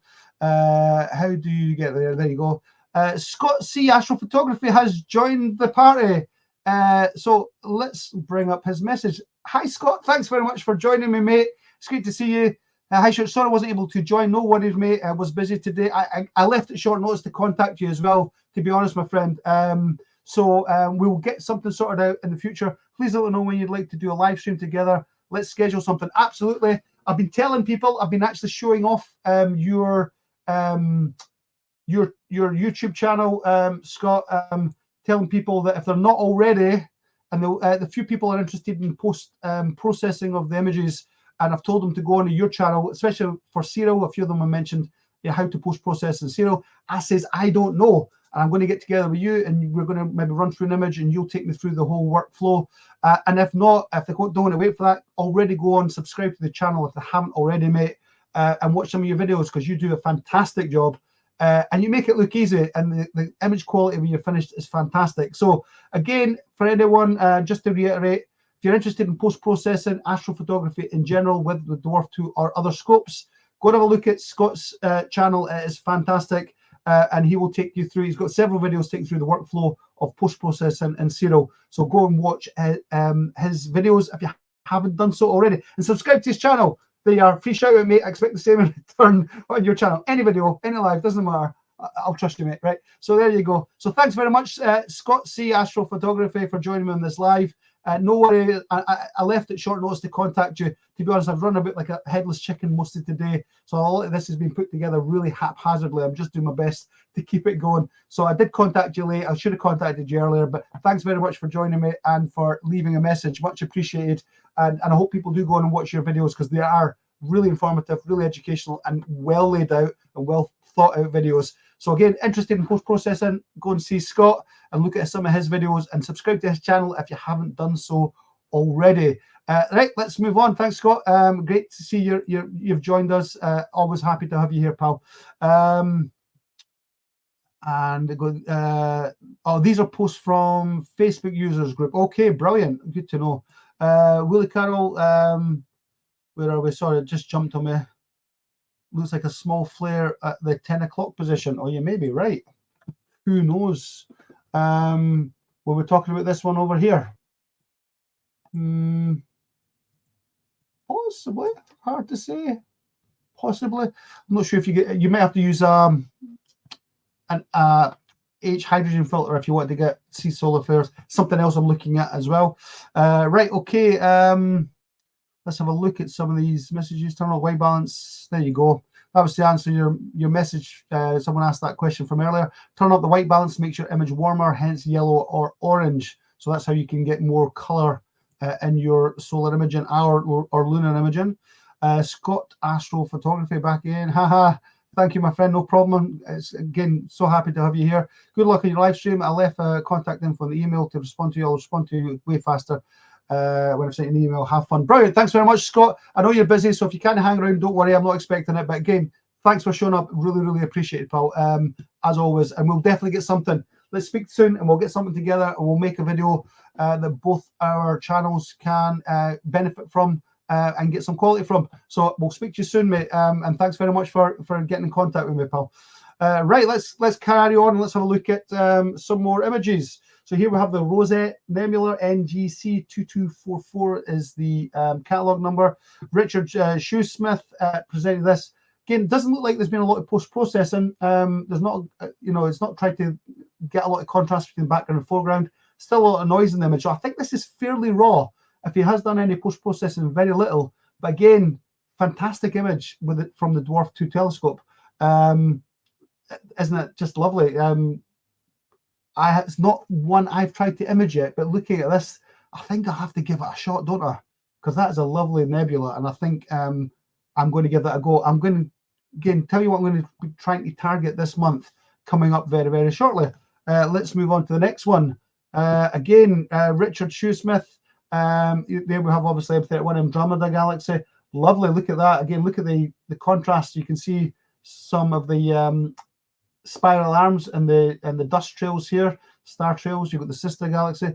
Again, a really lovely little image of, sorry, the M31, M32, I should say. M31's its little sister galaxy, isn't it? Right, okay, so lovely. Kevin Black, did I just jump or no? This Kevin Black, I can't remember if I've seen this one before or not. But again, obviously, we have the Andromeda Galaxy, lovely image. Yeah, lovely, great.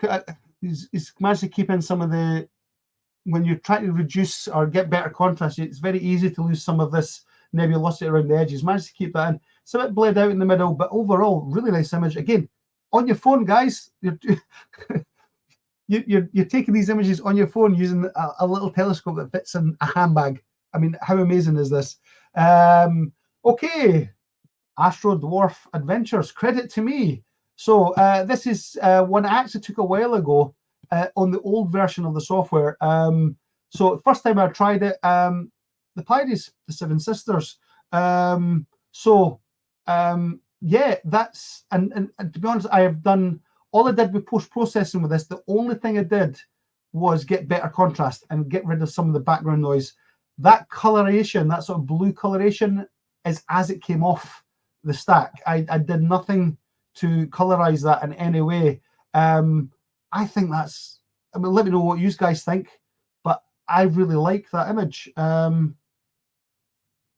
What do you think? It was my first try, my first, and thus far my only attempt at the Pleiades. What do you guys think? I like it.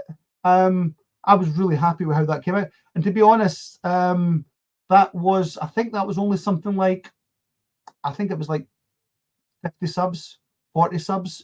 You know, it was literally just 5 minutes worth of imaging, I believe. I really didn't do a long exposure set on that at all. Bob Lowen, that's great, Stu. Thanks very much. Very nice, sir.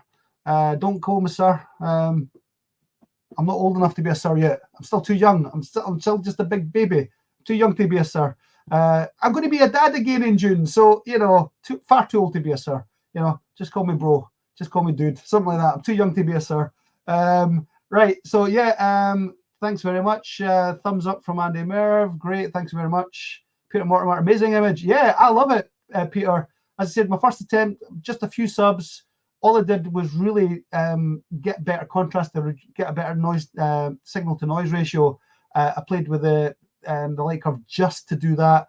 That blue, you know, tint and the sort of blue sort of nebulosity around, you know, the core Seven Sisters there was natural. I didn't add or play with the color tone at all in that. So I'm really happy with that image. There we go. Nice. Star Night Vision.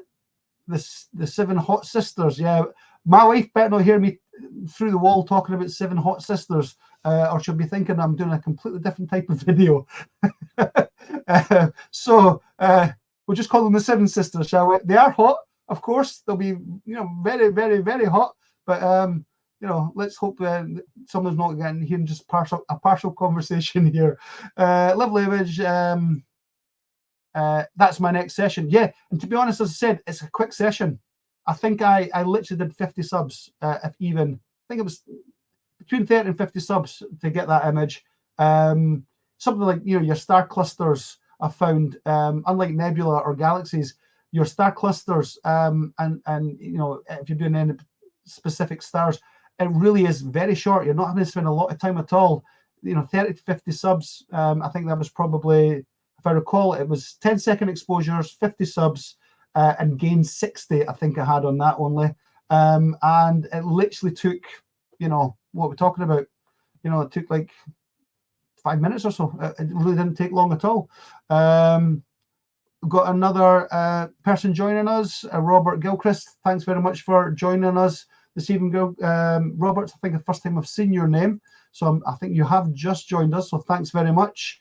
I think we've got about 38 of you guys online at the moment, so please share any comments, share any questions you have, any advice you've got, any tips or tricks you can think about for using the Dwarf, especially for anyone.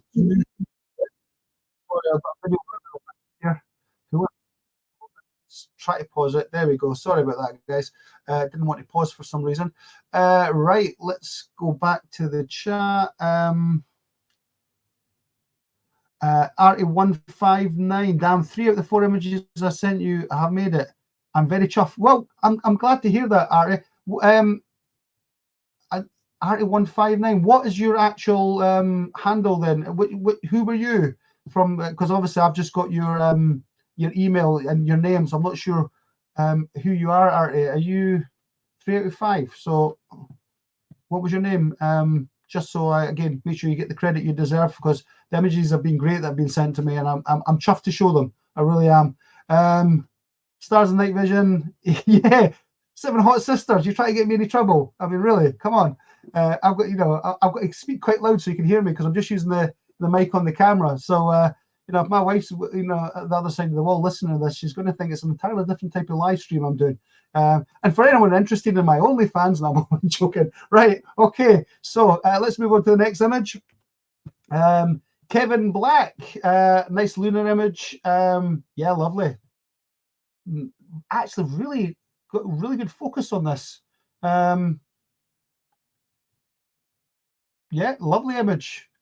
Seen a few of them tonight. A few of the lunar images. I do like showing the moon's such a, if you're like me, if anyone's ever used any other type of telescope in the past, oh, it's Kevin. There you go, Kevin Black. Well, there you are. I'm showing one of yours now, mate.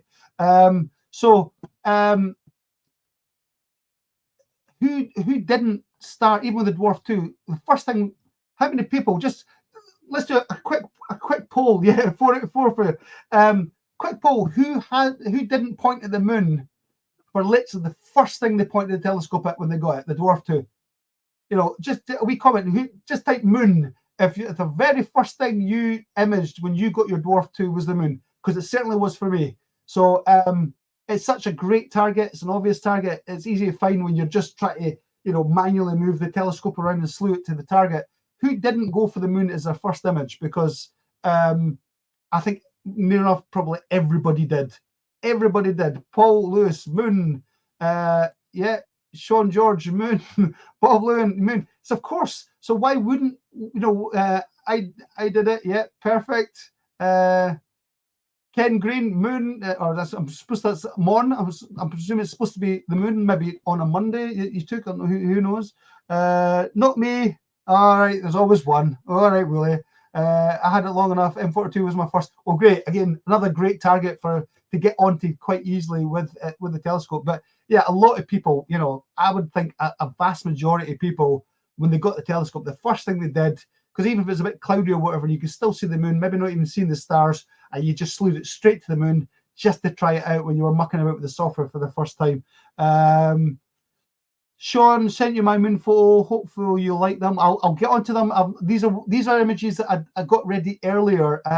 So they've already got, I put the credit and things on them. So I will show images. I might not be able to obviously get on and credit them, but I'll show them all. I'll just click on them and show you these images from people, and I'll credit them verbally as I'm launching them straight off email. Stanley, I wonder why the Dwarf 2 can't find the moon on its own. Moon RT159 says moon. Yeah, it can slew to the moon. You can go around to the moon. The problem is when you go to the moon, it's always way overexposed. When you just do it as a go-to, it's always super overexposed, and you have to manually adjust exposure right down to image the moon. Yeah, so fantastic, Kevin. That's 4 for 4 for you, mate. Let's have a look. This is one I took of the Andromeda myself. There's been no post-processing, so this is a raw image of M42. So again, you can see slightly overexposed. The nucleus is a bit overexposed. Again, I could probably, that was just with the light curves on the Dwarf 2. This was like a screenshot from my phone. So that was obviously mucking about the light curves whilst stacking live. So I'm going to take the stacked image and obviously put it through post-processing, so I won't have that blown out nucleus there. You can even see I've got, I think that's a satellite that's went across the top of the image here. If I zoom in, you'll see its trail. So I'm pretty sure that was a satellite that went over whilst I was imaging. So again, what you can do when you're post-processing, you can go through each individual image, and the ones that have got this satellite going through, I can actually select them and remove them from the stack. So, and you can see we've got some of the nebula that gets lost often when you're trying to get better contrast. A nice bit of reflection and velocity up here. So again, this is just a completely raw image that I did of the Orion Nebula, just to show you core, no post-processing at all. And that, to be honest, that's just a screen grab off my phone. So that lets you see what you can do with Dwarf 2 when it was a moonlit night. It was almost a full moon, 3/4 moon. I've got a satellite going through the image. There's been no post-processing at all, and we're still producing images like that with this little telescope. So that's absolutely fantastic. I think that was the last one. Oh no, we've got the Flame Nebula and Horsehead Nebula, which is going to be one of my targets for January. So again, how's that for an image, guys? Let me go back to it. How's that for a nice image? So you can see the Horsehead Nebula down here, and we've got the Flame Nebula up the top here. Cracking, isn't that nice? Again, Richard Shoesmith, thanks very much for submitting that image. Why does that keep going there? Absolutely brilliant. Thanks very much for that. And this is an image I took of the Andromeda Galaxy myself. So I think this one was done, I think it was about 300 subs. There's been a little bit of post-processing on this, again, to just get rid of some of that noise. So I've got a better signal to noise ratio, get better contrast. But this was actually on the old software as well. So that is only 2K, not 4K binned. So I'm looking to do Andromeda again, longer exposures on 4K binning. So hopefully I can get a nicer image of that as well coming up. NGC 2023 is very nice. Yeah, isn't it nice? NGC 2023 and 2024 are your, I think if I recall, 2023 is the Flame Nebula and 2024 is the Horsehead, but it's or vice versa. But yeah, isn't that lovely? So you've actually got the two catalog targets, NGC 2023 and 2024, in this one image here. And again, visible now in the Northern Hemisphere. Any one of you guys can get on this. If you're looking for it, it's in on the catalogue as NGC 2024, I believe. If not, it's NGC 2023 if you want to find this and images yourself with the Dwarf 2 telescope. Great images, everyone, from Rob Gibbons. Agree, fantastic. Neil Rogers says the sun was his first astro. Yeah, well, again, another big target in the sky. If you can't wait till nighttime, you're going to be doing the sun during the daytime, aren't you? I assume you must have probably got the deluxe pack set. Make sure you had those solar filters. So well done. Beautiful images. I was hoping I can get some beautiful. You can, Colin. He says I was hoping I can get some beautiful images as these. You absolutely can. The Dwarf 2 telescope is affordable. If you've not already got it, if you have got it, it just takes a bit of time and patience and a little bit of luck with the weather. And, you know, and if you can, a little bit of post-processing, but you don't even need to do post-processing. As it says, you know, my image here of the Ryan's completely done with no post-processing whatsoever. I think there as well, NGC 2023 looks like it's had very little to no post-processing. So again, probably pretty raw right off the telescope, right off your smart telescope. My Andromeda Galaxy here has had a bit of post-processing, but again, I think it's quite a nice clean image. It's only 2K bin, so hopefully I can do better than that as well. Crater Den, oh, thanks very much. I think you've first time I've seen your message, so I think you're just joined us on the live. So again, thanks very much. I hope you've been enjoying this live. Ceres and Vega, first images on Dwarf 2. So well, I'm assuming then you're maybe a bit more experienced as an astrophotographer. Has had tracking things from nature. Oh, good question. You can leave your comments below. Robert's asking, has anyone any images from nature and tracking things with a Dwarf 2 telescope? So have you heard any birds on lakes or in flight? Anything to do with nature? You know, leave your comments. Stick them in the chat here. Let us know. Okay. Let's have a look. Horsehead Nebula, Stars Night Vision. I tried the Horsehead. Nowhere near as good as that though. Yeah, again, sometimes it just takes a little bit of tweaking. What's the thoughts on the the Dwarf and the C-Star S50? I've never used the C-Star. From the videos I've seen, again, look at Scott C. Astrophotography. He's done a direct comparison between the C-Star and the Dwarf 2 telescope, the pros and cons for both. So again, if you haven't, go on and go on to his channel, Scott C. Astrophotography. In fact, look at it right here, Dwarf 2 versus C-Star. Dwarf 2 versus C-Star. He's done a few, and some on the C-Star itself directly as well, and a few comparison videos. So by all means, go on and have a look at what Scott has done as well. Okay, right, so let's have a look. Right,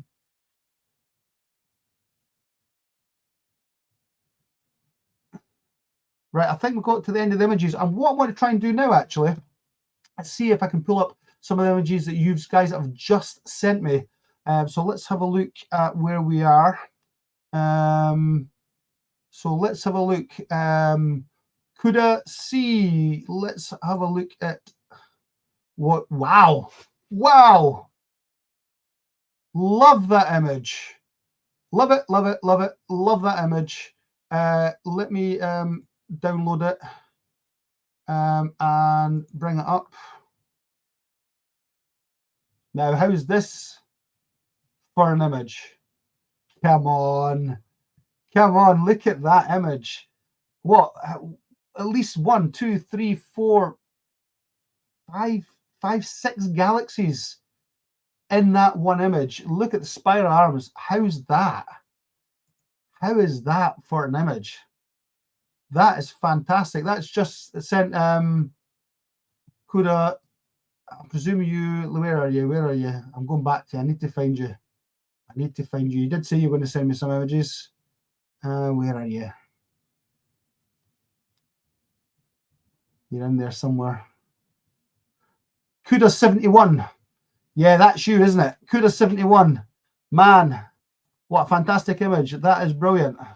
Love it. Tell me if you can, because I want to try and replicate that. I love that image. You've done fantastic with that. What was your target selection? What did you put in to target that image? If you can let us know in this chat here, that would be great. Star Night Vision saying M81. It may be. I hope it is, because that's one I need to image. How lovely is that? I mean, how lovely is that image? Yeah, John agreed. Brilliant. It's such a. It's just nice. It's so nice, really. That's a pretty. Yeah. Could not agree more. So Kuda 71. I think that's you, mate. If that's your image, I'm waiting for that Sombrero Galaxy to show up on my side. All right, so that's Sombrero Galaxy as well. So let me know, Bodes. Oh, it's Bodes. Ah, yeah, of course that'll be the Bodes cluster, plus cluster of galaxies, eh? Right, okay, so I'm going to try and target that myself, because I love that image. I mean, you get so much in one image. Again, see, this is again, people keep talking about the C-Star, and it's got, you know, it's got twice the focal length, and therefore images are larger and you get a higher resolution. But you would never get all of that in. The field of view with the C-Star is a lot smaller, and it's portrait as well. Remember, it's not landscape. The C-Star only shoots in portrait, which I really didn't like. And yeah, okay, you're going to get, you know, this could be larger. You could, you know, you can have a larger, higher resolution image. But look at that anyway. I mean, that is lovely. That is really, really lovely. And with the field of view that the Dwarf 2 does give you, when you're deep sky imaging and you're doing something like a collection of galaxies, when you've got a much larger focal length, and you're not going to get the same field of view. The C-Star does not give you the same field of view as the Dwarf 2. So, you know, you could, the Dwarf with the C-Star, you can maybe build up a mosaic of this, but you would have to do this, whereas this could be one image captured with your Dwarf. So that is fantastic. I love that. That is brilliant. I'm going to pull up another one of, he sent me a couple. So let me just pull up the other one. Hopefully, hopefully I'm not going to give him a big head. I can't find it. There we go. Too many things up. That is just lovely though. So let me pull up your second image. In fact, he's got a, he's done the work for me. That's brilliant. and done the work for you guys. If you want to image this as well, here we are here. So let me full screen that. So it is N8 to 1. So get M8 to 1, M8 to 2. I said I thought I could see 6 galaxies. 1, 2, 3, 4, 5, 6. I was right. Yep, 6 galaxies. You've got NGC 307 2976, 2959A, and 2959. So yes, that's the that's like the map, if you like, of what is. So it's M8 to 1 if you guys want to do this shot yourself. That is just brilliant. I love it. That is fantastic. So well done on that. And thank you very much for submitting me those images. Yeah, great image. Absolutely brilliant. Fantastic. Love it. Absolutely brilliant. Who doesn't love this little telescope? It is fantastic. Right, let me see what else we've got just sent to us. Just try to get through them quickly. Marcus Wahlberg, let me see what you've sent us. Oh, that's nice. Monochromatic image. Let's pull that up now. So the rest of you guys can see that. So credit here to, let me just pull that back. Marcus, so we've got the 7 sisters, obviously. 7 hot sisters. Let's just say it, the 7 hot sisters. So we've got this, let me see what it says. Was it 5? Like 700 shots, and the 7 sisters 500 subs. So 500 subs, absolutely brilliant. And I think these were taken from Germany with a Dwarf 2 telescope. So that again is a lovely image of the Pleiades. Yeah, that's really nice. I actually like when you get the optical diffusion of the stars and you get the sort of sparkle. I think that's a captivating image. So well done on that. Let's pull up our old favorite. So I'm going to show them. If you've sent me an image, I'm going to quickly show them. I know we're working into a few other things, so I'm going to do that as well very quickly. But let's show this image as well. So again, we've got M42. You can actually see the stack. Again, lovely image. Look at that. Nice clarity. Really nice. See what I mean about the nebulosity here. When you do a lot of post-processing, you can lose this. You know, this can, when you're trying to get better contrast from the foreground to background, you can lose a lot of this, where if you leave that contrast as it was, you're getting all that in. That's lovely. And you've not blown out the nebulous too much at all either. We can see the level of the stacking around here, the field rotation, caused due to the stacking and the field rotation of the night sky. If you're polar aligned, if you have lined up on equatorial mode, for example, using my polar mount, again, if you want one, it'll be in the description below, and just click on the eBay of any of my videos, including this one when this becomes a video. You can see here the field rotation means you know, if you wanted to get rid of that, you'd have to be cropping it in, you know, from maybe somewhere, because there's the field rotation at the top coming down. So you maybe have to crop it in from like, you know, from like here to say here across this diagonal. So you would lose a lot of the out. I mean, the core image, of course, is you're going to keep, but you know, you're going to lose that field of view because you're going to have to crop it in tighter. But he has done such a great job of this. This is a lovely image again. So well done, Marcus. These are lovely, really, really lovely images. You've done a fantastic job with that. Saznight, I don't see that in my pics. What we're talking about, how did you get those spikes? That would, again, to do with, that could be to do with the gain that you're using as well, Stars of Night. Sterlinger, thanks, you're welcome, mate. They're just really nice images. Love this image, M42. You can see it's completely raw, it's a stacked image. So you've seen the field rotation. As I said, if you get lined up your mount lined up with equatorial mode, you can lose all that field rotation or 99% of it. So your image stays square. You can have a much larger field of view. Obviously, if you want to get rid of the rotational artifacts here on all your edges, you'd have to crop that in. You'd have to crop that in probably quite tight, losing some of your nebulosity up here. You would get the whole Orion Nebula in, but you'd be cropping to somewhere like this. So getting that square image across there. So you certainly would lose some of it. I don't know if you've tried equatorial mode, tried polar aligning, but certainly that would help you eliminate a lot of that field rotation there. But still a fabulous image. I love it. It's so good. Yeah, you're talking about this sort of this diffraction, the light diffraction here.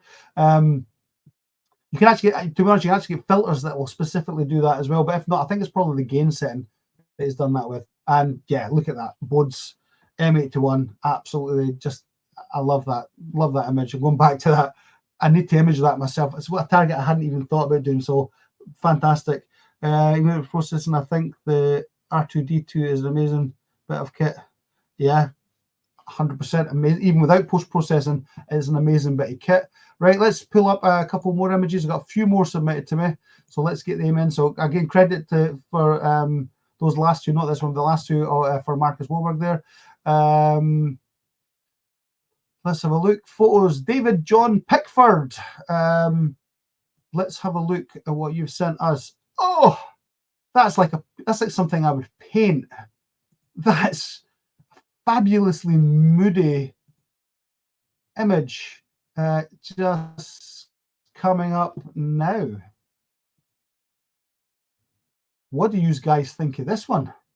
That is literally like something I would paint. I do a bit of oil painting, and that is certainly something I would take. So let's just pull up. Just found on my phone. He didn't say what. Unfortunately, not got any information about number of subs, etc. But that's I like it. It's very moody. You could literally get that blown up onto a steel print and have that hanging on your wall. I would be happy to have that hanging on my wall. I think that's a great image. So also Denoy's final star recomposition result of Andromeda. It looks like from here. Let's pull this one up. It's taking its time to load for some reason. Is that a larger image? No. Don't know why it's taking time to load.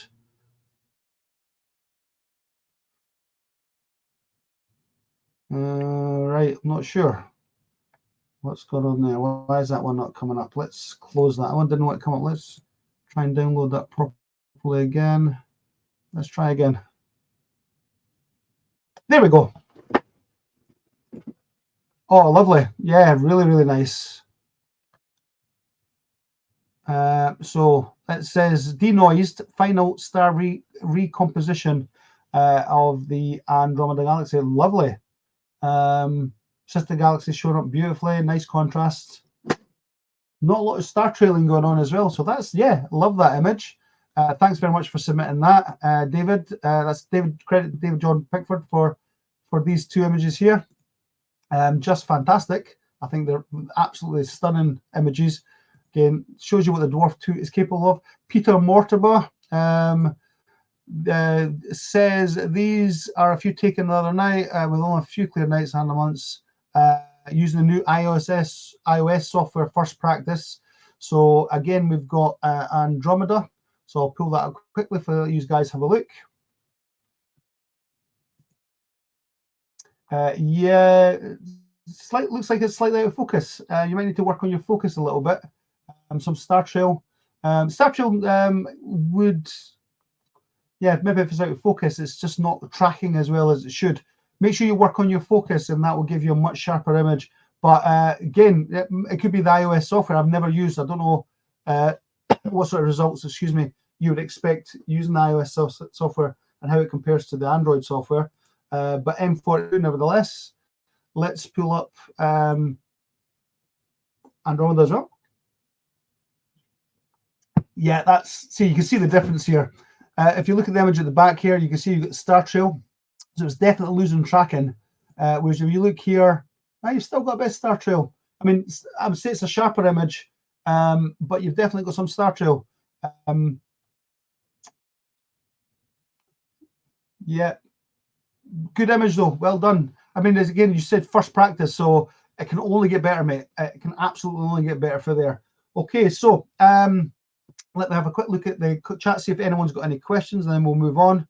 Very nice, neat. 399 subs, David says, for that image he did. So yeah. So what would that take? Roughly just shy of 2 hours. If you're 15-second exposures.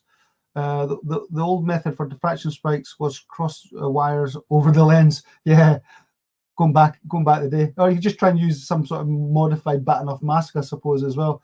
I got the same effect as the picture stars. Not sure why. I sat here just interested in the images that can be produced from this tiny scope. Yeah, so this RT159, I'm sat here just astounded by the images that can be produced from this tiny scope. This is why I have this channel. You know, unlike some of the other channels that will diversify and go, you know, look at different smart scopes, look at traditional telescopes, digital DSLR imaging, using specific, you know, nitrogen-cooled telescope cameras. There's so many ways of getting into this hobby and enjoying this hobby. For me, this is enough. I love the scope. I love what it can do. I love the software. I love the ease of use and the portability. I love the innovation and the fact that the software seems to be getting better, and we're going to get more and more out of this hardware. So for such a tiny scope, and you know, you're not having to pull out a laptop, you know, with some of these larger scopes, these, you know, proper, you know, traditional, you know, 16-inch reflecting telescopes, and the, you know, the dedicated cameras and things, that, you know, they've got them plugged into laptops and computers, cables running into the house and things to do the imaging. We're not having to do any of that with the Dwarf 2 and your phone or your tablet or your iPad or whatever you're using. You're completely mobile. You can drive anywhere, jump out the car when you see a nice bit of sky, and you can be imaging within seconds. That's why I love this, and this is why I've dedicated my channel to the Dwarf 2. I love DWARFLAB as a company. I think they're absolutely doing the right thing, and they're continuing to do the right thing. I love the hardware, I love the telescope, and I love the software. I don't see any reason to change, none. And I think DWARFLAB themselves will innovate further with the hardware. I'm sure at some point in the future we'll have a Dwarf 3, and it'll have more features, higher resolution, perhaps a larger focal length, allow us to do perhaps planetary imaging. You know, they are going to get there, and I'm happy to support them all the way, because I love this hobby, and I love what the Dwarf 2 is allowing me to do within this hobby, and what DWARFLAB are doing to support all of us, myself and the community. So yeah, you're right, Artie. It's just amazing what you can get out of such a tiny little scope. Sounds like you like the scope, Stu Low. Do you think I'm sometimes a bit subtle? Maybe I don't get my point over. Maybe I don't get my point over clear enough. But yeah, I love the scope. I love everything to do with it. To be honest, again, just to give you a little bit of background, you know, I've been interested in astronomy and studied astronomy at university level in the past a few times. And as an amateur astronomer, I had my scope. I actually did, don't know if you saw the video, I did a video showing what I had to go through.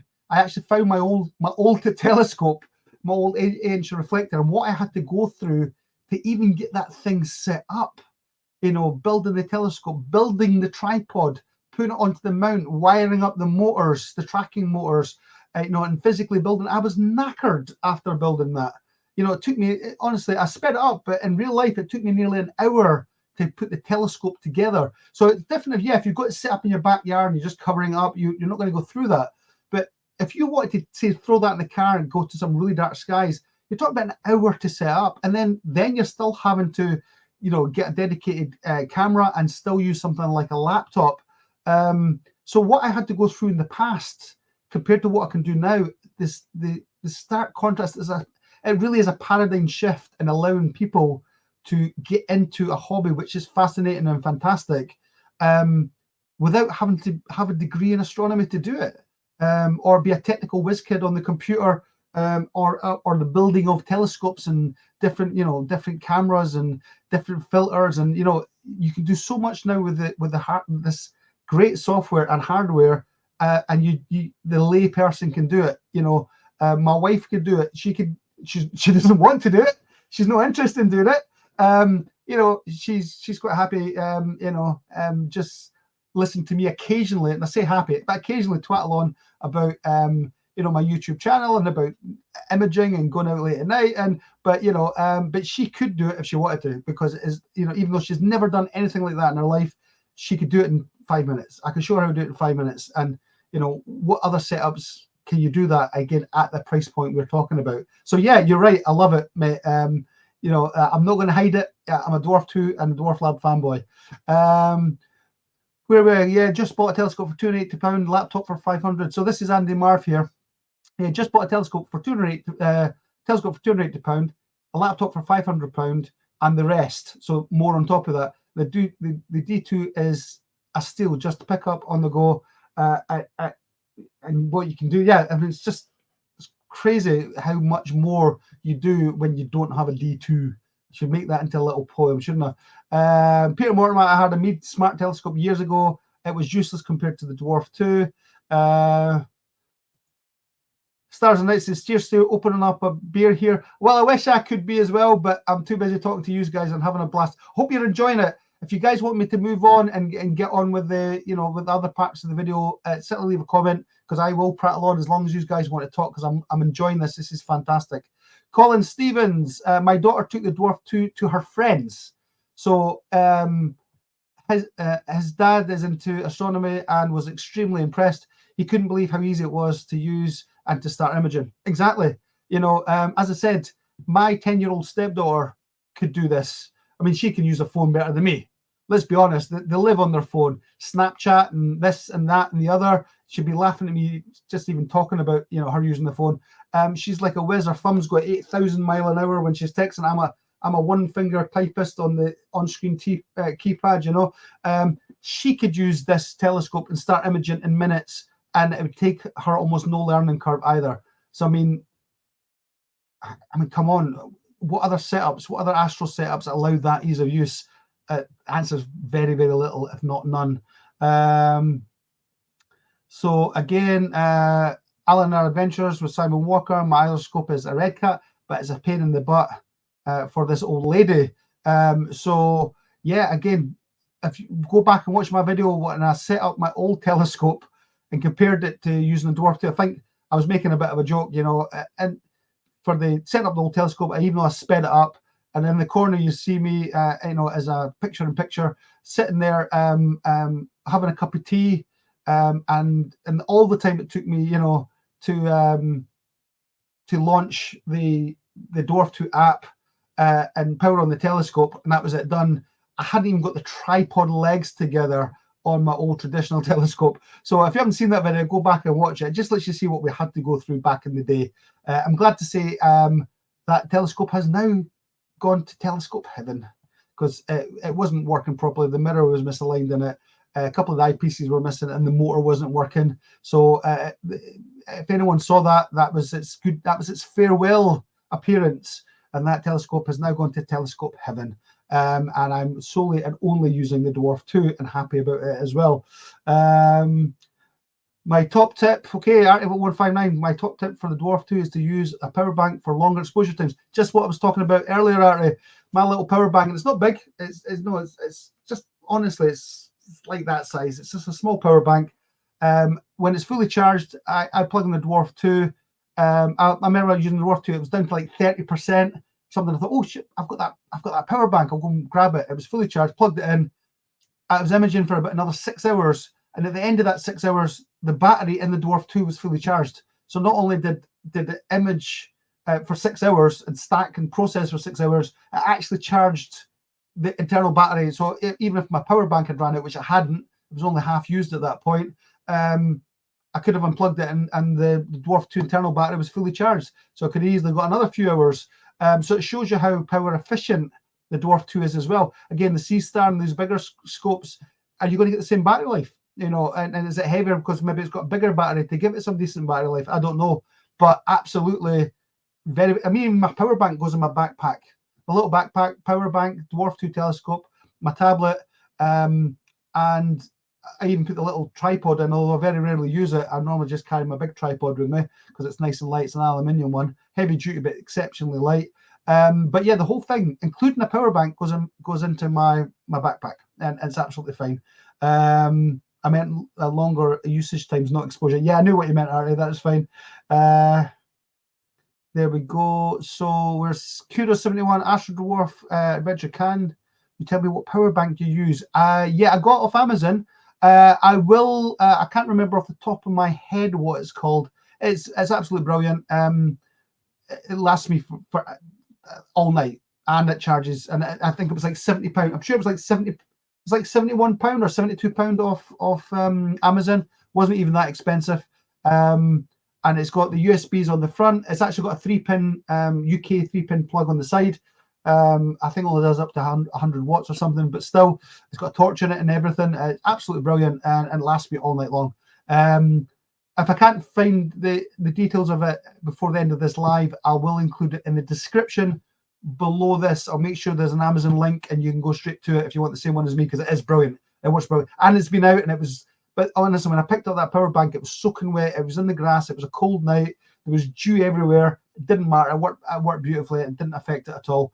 So Starry Night Vision, yeah, 3,000 milliamp hour power bank here. Yeah, I don't think mine's is even that big, and it's still gone all night long.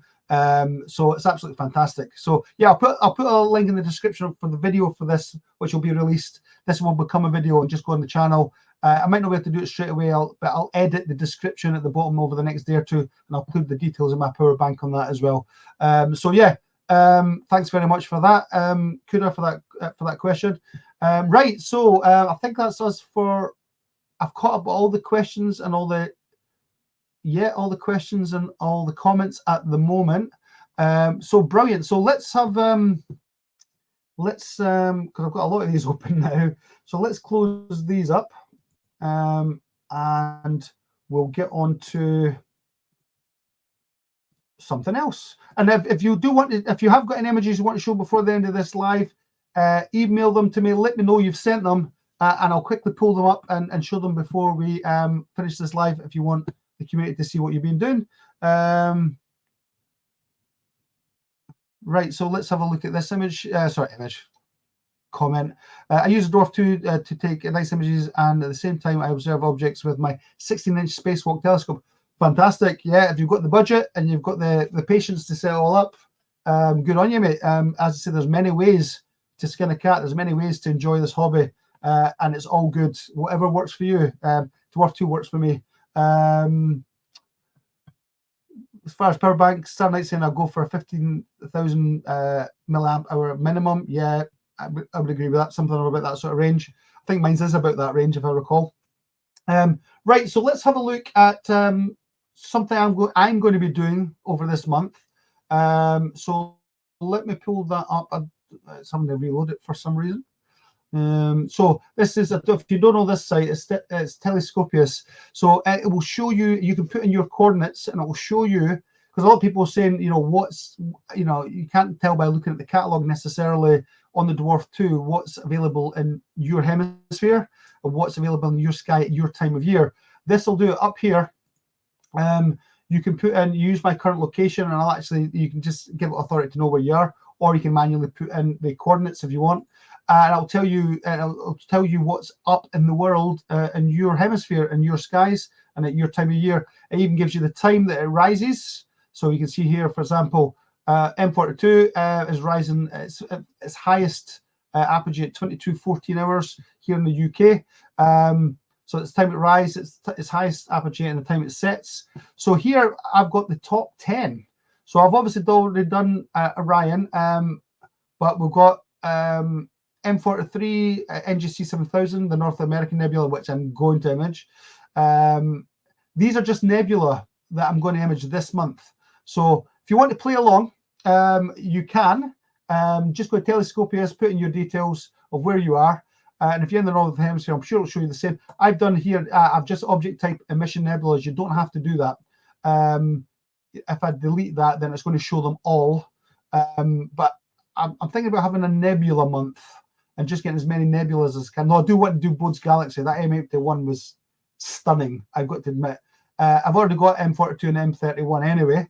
But here you can see like the top 10 picks. Pleiades, as you saw, already got. Looks very similar to my image, doesn't that blue nebulosity around the Seven Sisters there, the Seven Hot Sisters.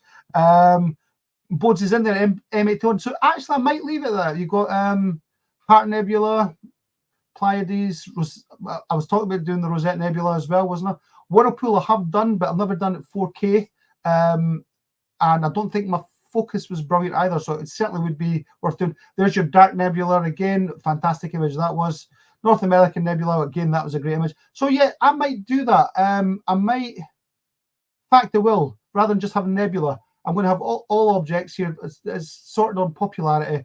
So over the rest of January, I am going to get all these images, these top 10, if you like, the most popular, and I'm going to do a video basically running through my capture of all these and the final images pre and post processed. So that's what I'm going to do. And if you want to play along, this is how you do it. Just come to this site. It's telescopius.com.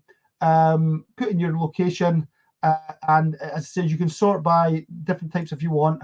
So dark nebula, mission nebula, galaxies, global clusters, groups of galaxies, open clusters, planetary nebula, reflection nebula, and supernova.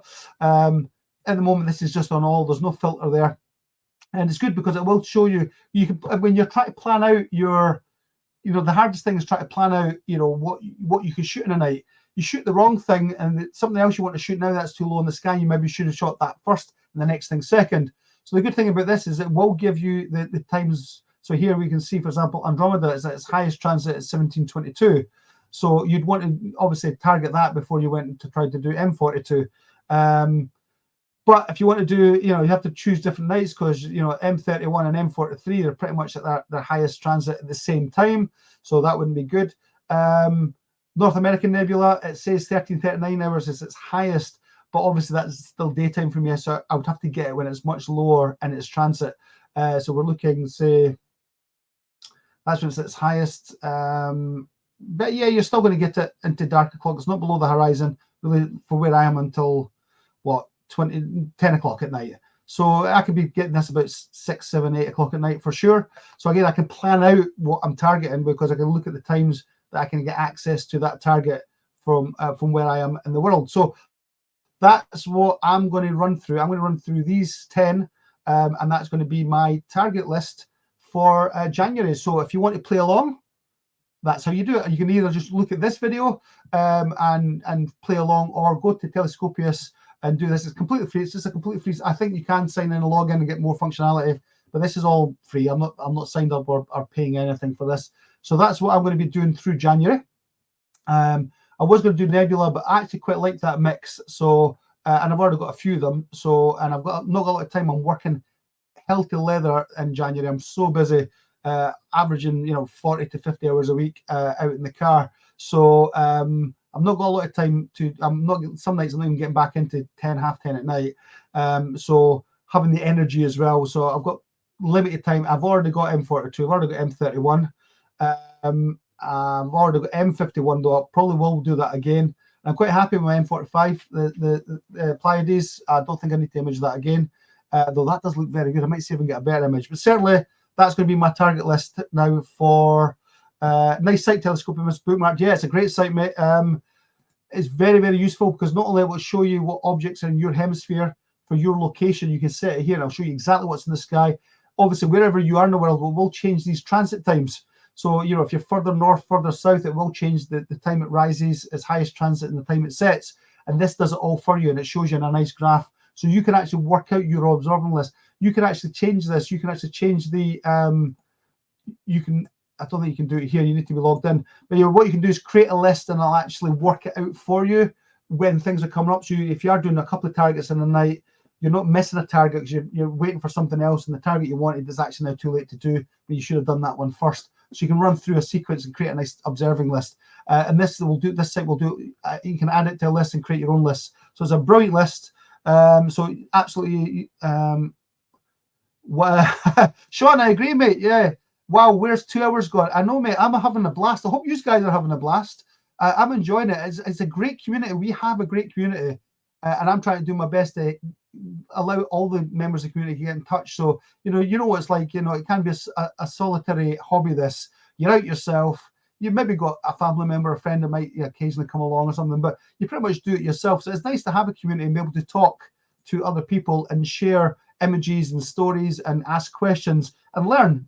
Because I'd love to start a live stargazing session, where we could meet up with a few people here in the UK and do something like that as well. That would be great. I would like to organize something like that if anyone's interested. let me know in the chat or comments of the videos, or even email me directly, and we can try and arrange something, because that would be great as well. Let's have a look. Sterling, nice homepage. Thanks for showing that. Great for planning. Yeah, 100% great for planning. I was aware of this for quite a while, but never really explored it properly. And when I found this, I thought, oh, brilliant. This is going to help me be a lot more productive and effective in my imaging, to make sure I'm not wasting time and actually imaging in the right order on any given night. So I'm really getting the most time on the correct objects for that evening. So that's brilliant. So again, if you're not already bookmarked this page, it's very, very useful. So that's that. Right, let's, I think if everyone's ready, then let's get on to the prize draw. So I'm going to give you, if you haven't, oh, that's too late. That's too late. It's too late. I'm just going to get on with it, because as you said, I mean, this has been going on for like 2.5 hours, this live now. And not that I want to get away, but I know you guys have probably got better things to be doing on a Saturday night than sitting with an old man talking about stars and telescopes and things. But hopefully you're enjoying it as much as I am. But as you know, I released a video a week ago, just under showing you the new Dwarf 2 app, the new version of it. I gave you a run-through tutorial in Astro mode, for the full workflow from setting up Astro mode, you know, calibrating the telescope, taking your darks, choosing your object, getting the correct focus, setting up your settings for what you're wanting, the binning, the subs, etc. Also, you know, how you set up the exposure times and all that. So that was all. And if you haven't seen that video, go back and watch it anyway, because you might find it useful if you've maybe just happened across this live and haven't seen that. So watch that if you're into astrophotography and you're new to this telescope. That will give you a good run through, at least for Astro mode, not the other modes, because I don't really look at them myself, if I'm being honest.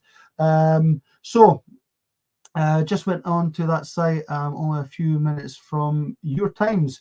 Perfect, mate. So we'll good chance we could be imaging. That's really the good chance we could be imaging at the same time.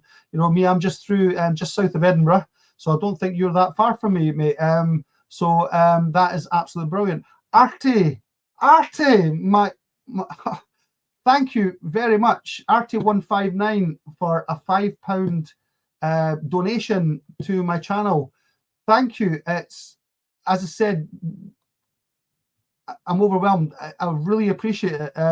You know, there's so much cost and time and energy and effort that go into making these videos and driving around and you know, buying microphones and cameras and even lighting and things like that. So I'm so appreciative of all your support.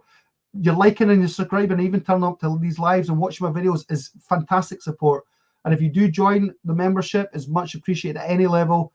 And of course, if you are given like a super chat, like Ari has done here, thank you very much. It will go to good use. I'll either help towards fuel on my next Astrodwarf adventure, or for a good hot coffee to take along with me. So thank you very much. It's so appreciated. I'm a little bit embarrassed to receive it because it's just me and I'm just doing what I love anyway. So thank you very much. It's really appreciated, my friend. I could not say it more. I can't express how much. All these little things mean a lot to me. They really do. So thank you very much. It's so appreciated. Willie says, no, just out Glasgow for me. So you're not actually that far from me, mate. We're probably literally, what, 45 minutes from each other. So you've got my email. It's in this chat and I'll be in the description. If you want to get together one nice Saturday night, if we know we're going to have clear skies, and you want to get together, and we can meet up even in the middle somewhere and find a nice dark sky and do a bit of astrophotography. Let's have a wee star party. If you want to arrange that, let me know, mate. I'd be more than willing to do that, and it'd be fun to meet you face to face. Because obviously I have no faces to all you guys. I just know you through your comments, and it's fantastic. Right, okay. So that being said, thanks very much for that, Artie. Again, really appreciate it. It's above and beyond. Thanks very much.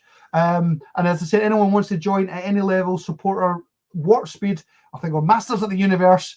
It's all a bit of fun. I haven't got a lot of exclusive content on those support levels yet, because obviously I'm still trying to do a lot of content for the main channel. I will be doing exclusive content, exclusive live chats, and things like you know, once I sort out the what's the words I'm looking for, the Android emulator for the PC, I can actually run the DWARFLAB on the PC, so I can run a live and image and show it on the screen. I'm going to be doing, you know, try and do lives and some exclusive lives of real-time imaging where you can tell me what you'd like me to image and I'll get on and do it for you. So again, if you're not joined, please join. It really helps me out and it's appreciated. And even if you don't, thanks for joining me. Thanks for watching. Thanks for subscribing.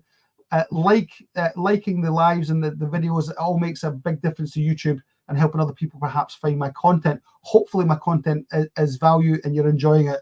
Let's have a look. Excellent stream tonight. Well done. Thanks, Sean. That is very much appreciated, my friend. I honestly can't believe that, you know, 2 hours and 40 has disappeared. It's gone, seems to have gone so fast. I will tell me, guys, would you like me to do maybe one of these every month? I maybe can't do the giveaway every month. I can ask Astrodwarf, maybe they'll be nice, but a stream like this where I'm trying to get some content, a lot more your images, your chats, maybe if you've got a bank of questions I can answer. Would you guys like me to maybe do something like this once a month? I'd be more than happy to do that. If you want me to, I'll make it happen. So just let me know, leave some comments in the chats and let me know if this is something you guys would be interested in, or is once enough? You've dealt with me for 2.5 hours. You're like, can't take any more of this guy. But if you would like me to do it, let me know, and I'll certainly absolutely do something like this once a month as well. That would be no problem at all. So let's get on with the prize draw. Okay. Yes, I will do. One place I love is White Ad. Right, perfect, mate. Let's arrange that. Let's get together and we'll have a wee live session, a wee star party, and we'll do some imaging. Let's arrange that. We'll get together. Give me a wee email, maybe with your phone number. Don't put it in the chat here. Email me privately or IM me, and I'll contact you. We'll get that arranged. That'll be brilliant.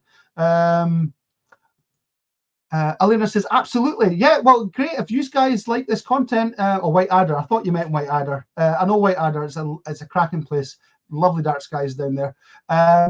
Yeah, Alina says, yes, absolutely. They'd love to see, I think it's a she, if I'm wrong, sorry, but I think you just mentioned old women at one point, so I'm thinking of she.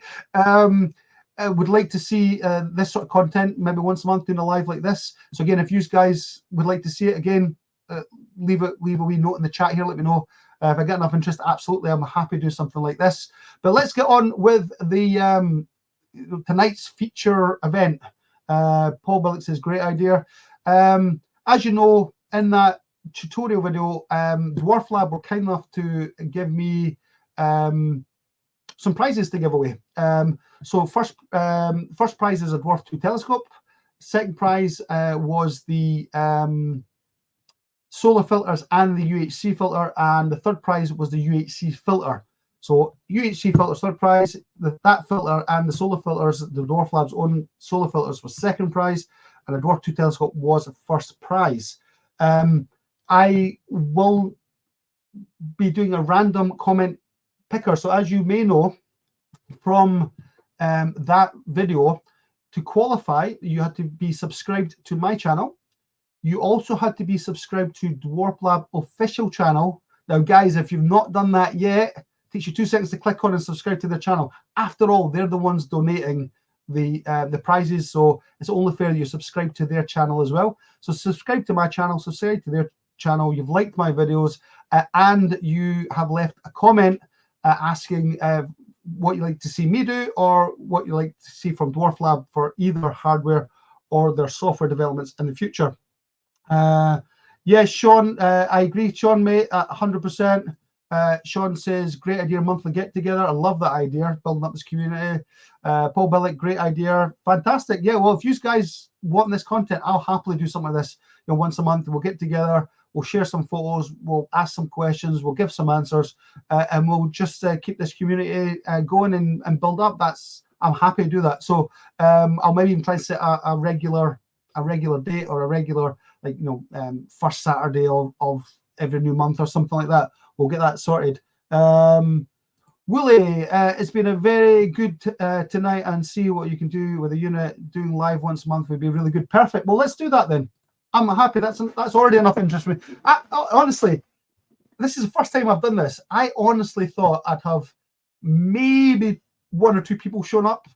Maybe they had emailed me some images already. because it's a Saturday night. This is prime time. This is prime real estate, and I know that, you know, you guys have, like Mike and myself, we've all got busy lives, and I really didn't expect anyone to show up. Never mind show up and hang around for this long and enjoy what we're doing. In fact, we've gone up just from 38 to 39, so somebody else has just joined in. So yeah, I'll happily do this once a month. Well, let's get together. We could all be imaging all month. If you're going to do what I'm going to do, if you want to do this, if you want to do this, oh Chris, can't even find it now. There it is. Run along and maybe do the same 10 objects as me, and we can see how we got on with them. You know, this is going to be like my challenge, if you like, my 10 target challenge for January.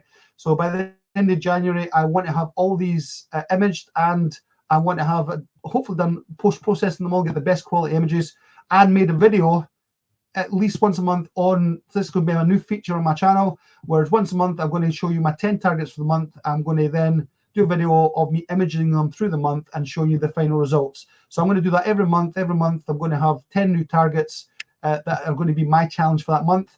I'll be showing you, and you can play along as well if you want, and see if you want to do the challenge. And we could then be showing the results in our monthly get together. That would be a great idea, wouldn't it? If you like the idea of that, give me a wee thumbs up. But let's get back to the draw then.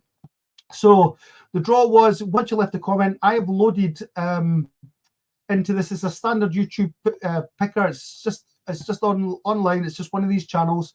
It's called cometpicker.com. So I have loaded in my video. So that's the address for the video, just loaded in. I've only added a couple of things. I've made sure I've not put comment replies, because I've tried to reply to every single comment.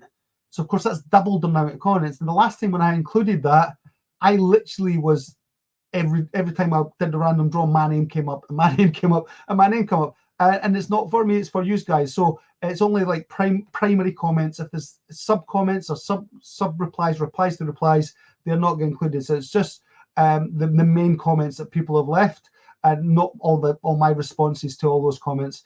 We filter duplicate users, because some people have just added, they've not been trying to cheat or anything. They've just been, you know, they've thought of something else to say and they've just added it in. So again, just one comment per viewer.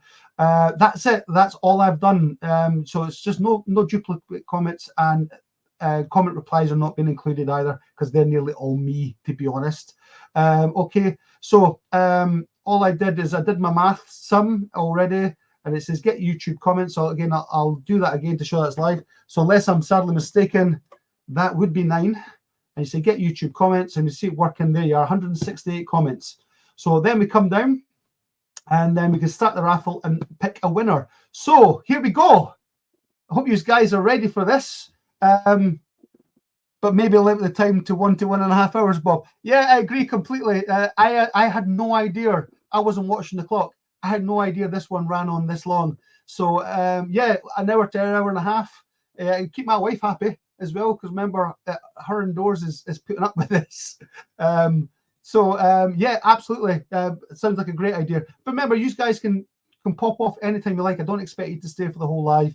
Come, you know, get your information, you know, enjoy the community, see what's going on. You don't have to stay all night. That's no problem at all.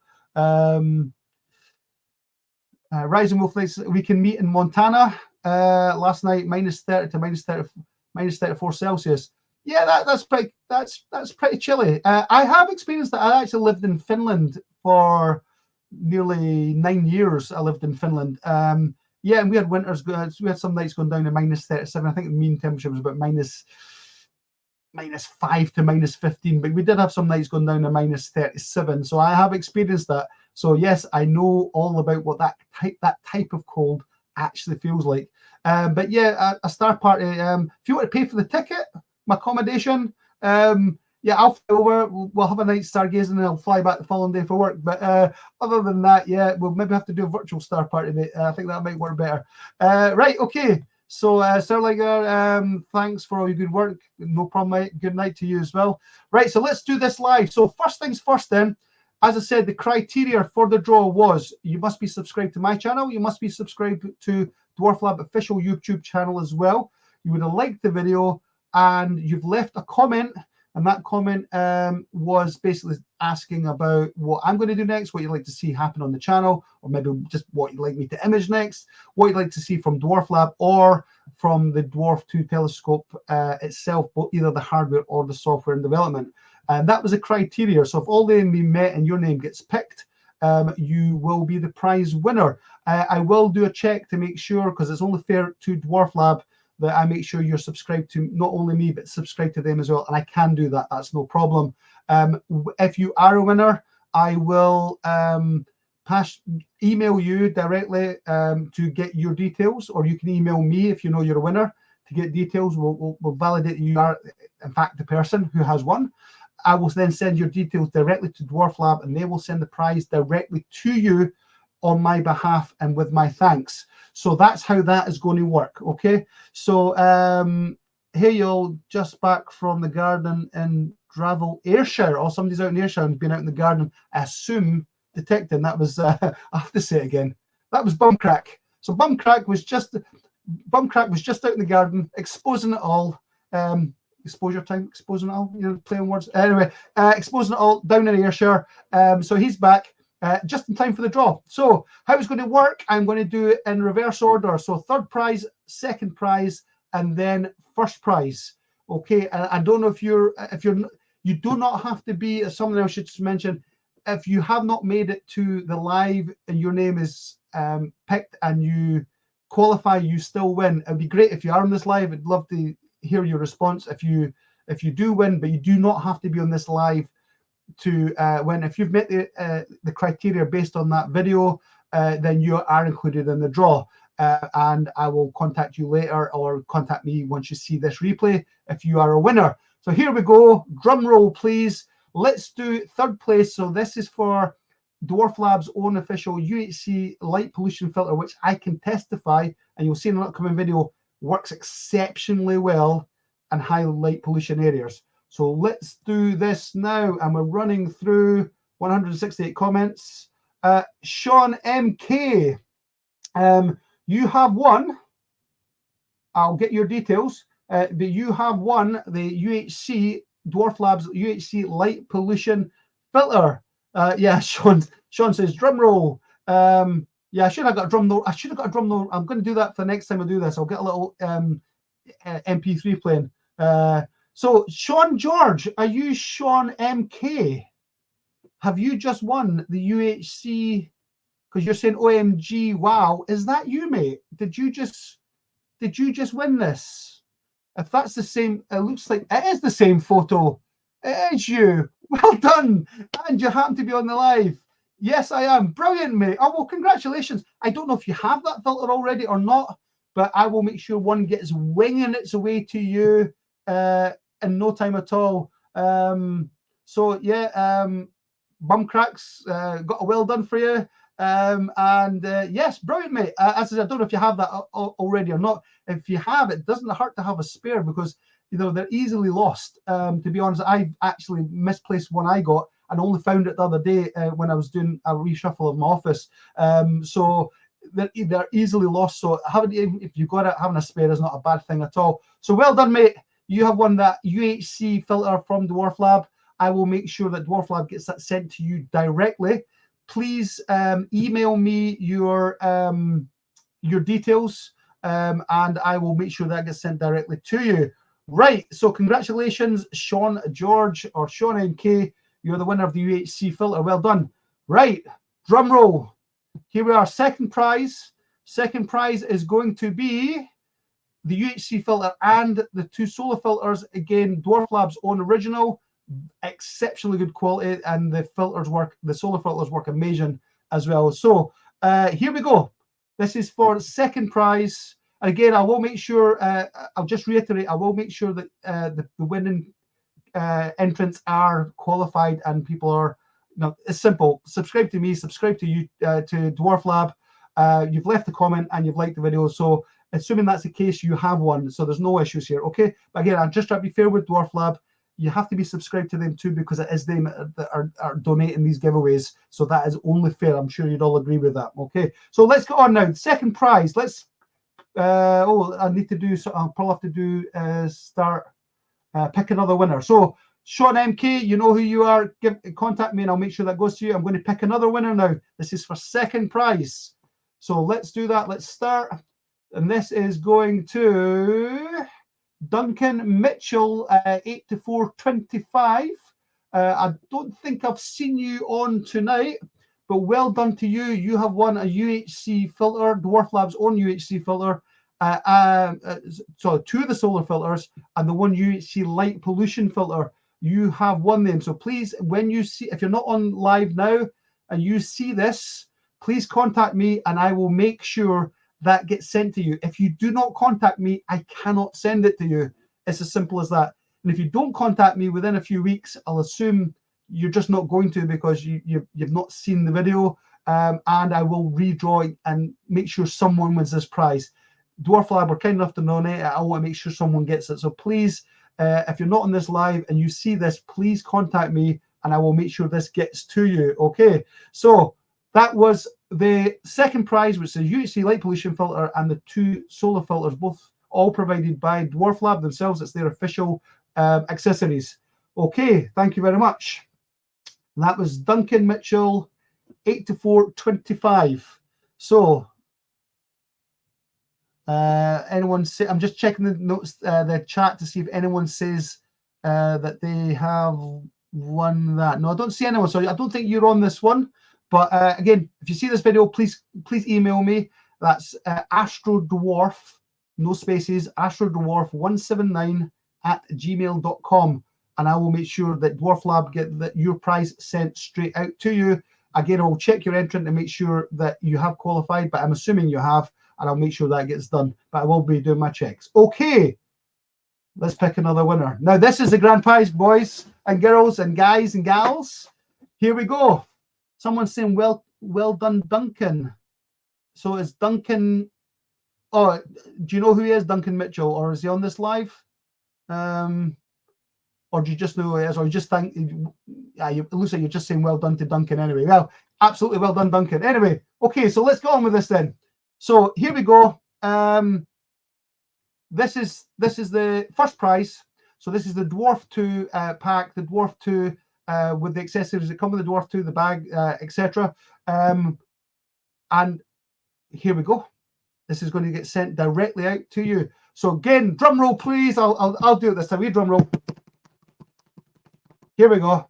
Effective drum roll. So let's just do it. Let's just push this button. This is for the grand prize, first place, and the winner is. Here we go.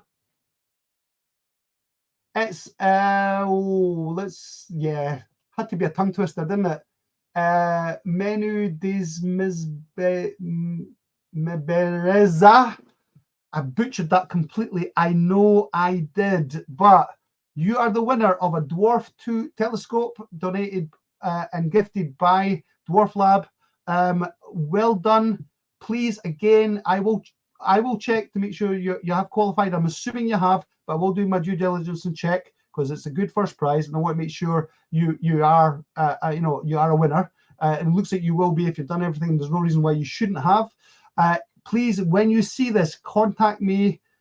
You've got my, if you've been watching this, you've got my email address, and I will make sure, I will validate it is in fact you, and make sure you get your first prize, which is our Dwarf 2 smart telescope. Again, if you do not contact me, I have no idea to know, I have no way of finding out who you are unless you contact me. So you need to contact me, and obviously I'll be able to validate that you are in fact who you say you are. I'll do my checks to make sure you're subscribed to both channels. So well done to you. It's fantastic. First time I've been able to give away anything of such significance. So I'm proud to be just part of what DWARFLAB are helping me do for the community. So that is fantastic. Please contact me. If you do not contact me, I cannot give you your prize. You've got a couple of weeks. I need to know that someone wins this. So if you don't contact me in a couple of weeks, then I can't let the prize just float about in the ether forever. So I will have to then re-raffle and give it to someone else. I hope it goes to you because you are the legitimate winner at the moment, but you have to contact me so I can give you your details. So congratulations to all those winners. Sean, congratulations to you, mate, because you're on the stream. So I'm really happy you have to see, I think you're the only one on the stream of the 3 prize winners. So congratulations to you, mate. It's absolutely fantastic. All 3 winners, thank you very much. Email me your details. I'll check that you are in fact the winner. I can see here on the screen, and that you've met the criteria to entry. If you do not contact me, I'm going to stress this. If you do not contact me, I have no way of finding out who you are. So you need to contact me. I can then certainly validate that the person contacts me is the correct person, but I can only do that after you contact me. So contact me and give me your information, and I will get these prizes sent directly from DWARFLAB to yourself. And congratulations again. It has been fantastic. Well done, you guys. So with that, unless anyone has got anything else they'd like to add, comment, or ask about, and congratulations to all those winners. I will wrap up this live chat because it's now 11 o'clock at night. My wife will think I've ran away with the 7 hot sisters, and she might be upset with me, so we don't want that. So congratulations to all the winners. I hope you've enjoyed this live stream. As I said, I'm more than happy to do this once a month, maybe try and cut it down 50% in time, say. If you want to play along with the challenge that we're doing, I will be imaging all these. I'll be talking about all these in each live, and I'm showing you the results, and I'll be doing a video showing my process of my challenge. If you want to play along, I'd love for you to play along, and you can see it gives you a nice target list for maybe to look at. And again, if you're not in this hemisphere and you cannot do this target list, get to telescopius.com, put your coordinates, and you can get a great target list for wherever you are in the world as well. So well done, guys. And thanks very much, everybody, for joining me in this live. I'm just going to double check to make sure nobody's got any last second things they'd like to say. Let's have a look. Thank you. Great live stream. You're more than welcome. Brilliant. Nice one. Thanks. You're more than welcome. Mr. Niggleware, first time I've seen you. So again, if I've mentioned you, if I've missed you coming in later, do apologize. Thanks very much for joining me on this live. Ken Green, live stream, you're more than welcome. Sean, email on the way. Brilliant, Sean. Give me that email and I'll make sure DWARFLAB get you your prize. Right, so that being said, brilliant, guys. I really enjoyed this. I didn't intend for it to go on for 3 hours. It has, but you know, I've enjoyed it. I hope you've enjoyed it. I'm happy to do something like this once a month. Play along with the challenge if you like. That would be great, and certainly maybe give you a target list. Even use this video as a reference. You can see the times of maximum transit, so you can plan out your observing list, and maybe play along with the challenge as well. I'll see you guys on the next video, which will be dropping, you know, within the week. I've got a few videos, as I said. I'm working on several at the moment and try to push them together as my time allows, because I'm a busy beaver, busy boy with my work and such like as well at the moment. But I'll certainly keep the content coming in. Thanks all very much again. Last thing I want to say is thanks very much for all your support, for liking my videos and subscribing and commenting. It all helps YouTube algorithm. For anyone that's left me what do you want to call it? A super chat, I think they're called. Again, this is all new to me, so thanks very much. Again, I would like to thank Carol for his super chat, and I'd like to thank Artie for his super chat. So much appreciated. And Eleanor, thank you very much for joining and becoming a YouTube channel member. If you would like to support the channel in that method, you can click on the link below and you'll get information on the 3 tiers. Any one of them helps support my channel, and it's much appreciated. So with that, guys, I'll leave it there. I'll let you guys get yourself sorted out and get yourself to bed. You don't have to go away, but I don't know if the chat will stay on after I go. If it does, you can chat away to your heart's content. But again, thanks very much. Keep watching for content. I'll be dropping something very soon that hopefully you find useful. Again, most of my content is based on your comments on that last video, and I'm creating a video content list of what I want to make based on the things you guys were asking for. So hopefully that's the sort of things you guys are looking for, and you'll enjoy the content. So great. So I have to say it just to finish off. You know I have to say it, so I'm going to say it. So thanks very much for joining me, and don't forget to look up, because you just don't know what you're going to see. Right? Take care, guys. Have a great evening. Thanks very much for joining me. I hope you've enjoyed it. And well done to the winners again. And I'll speak to all you guys soon. Take care. Thanks very much, boys. Thanks very much, guys. Take care. Bye-bye.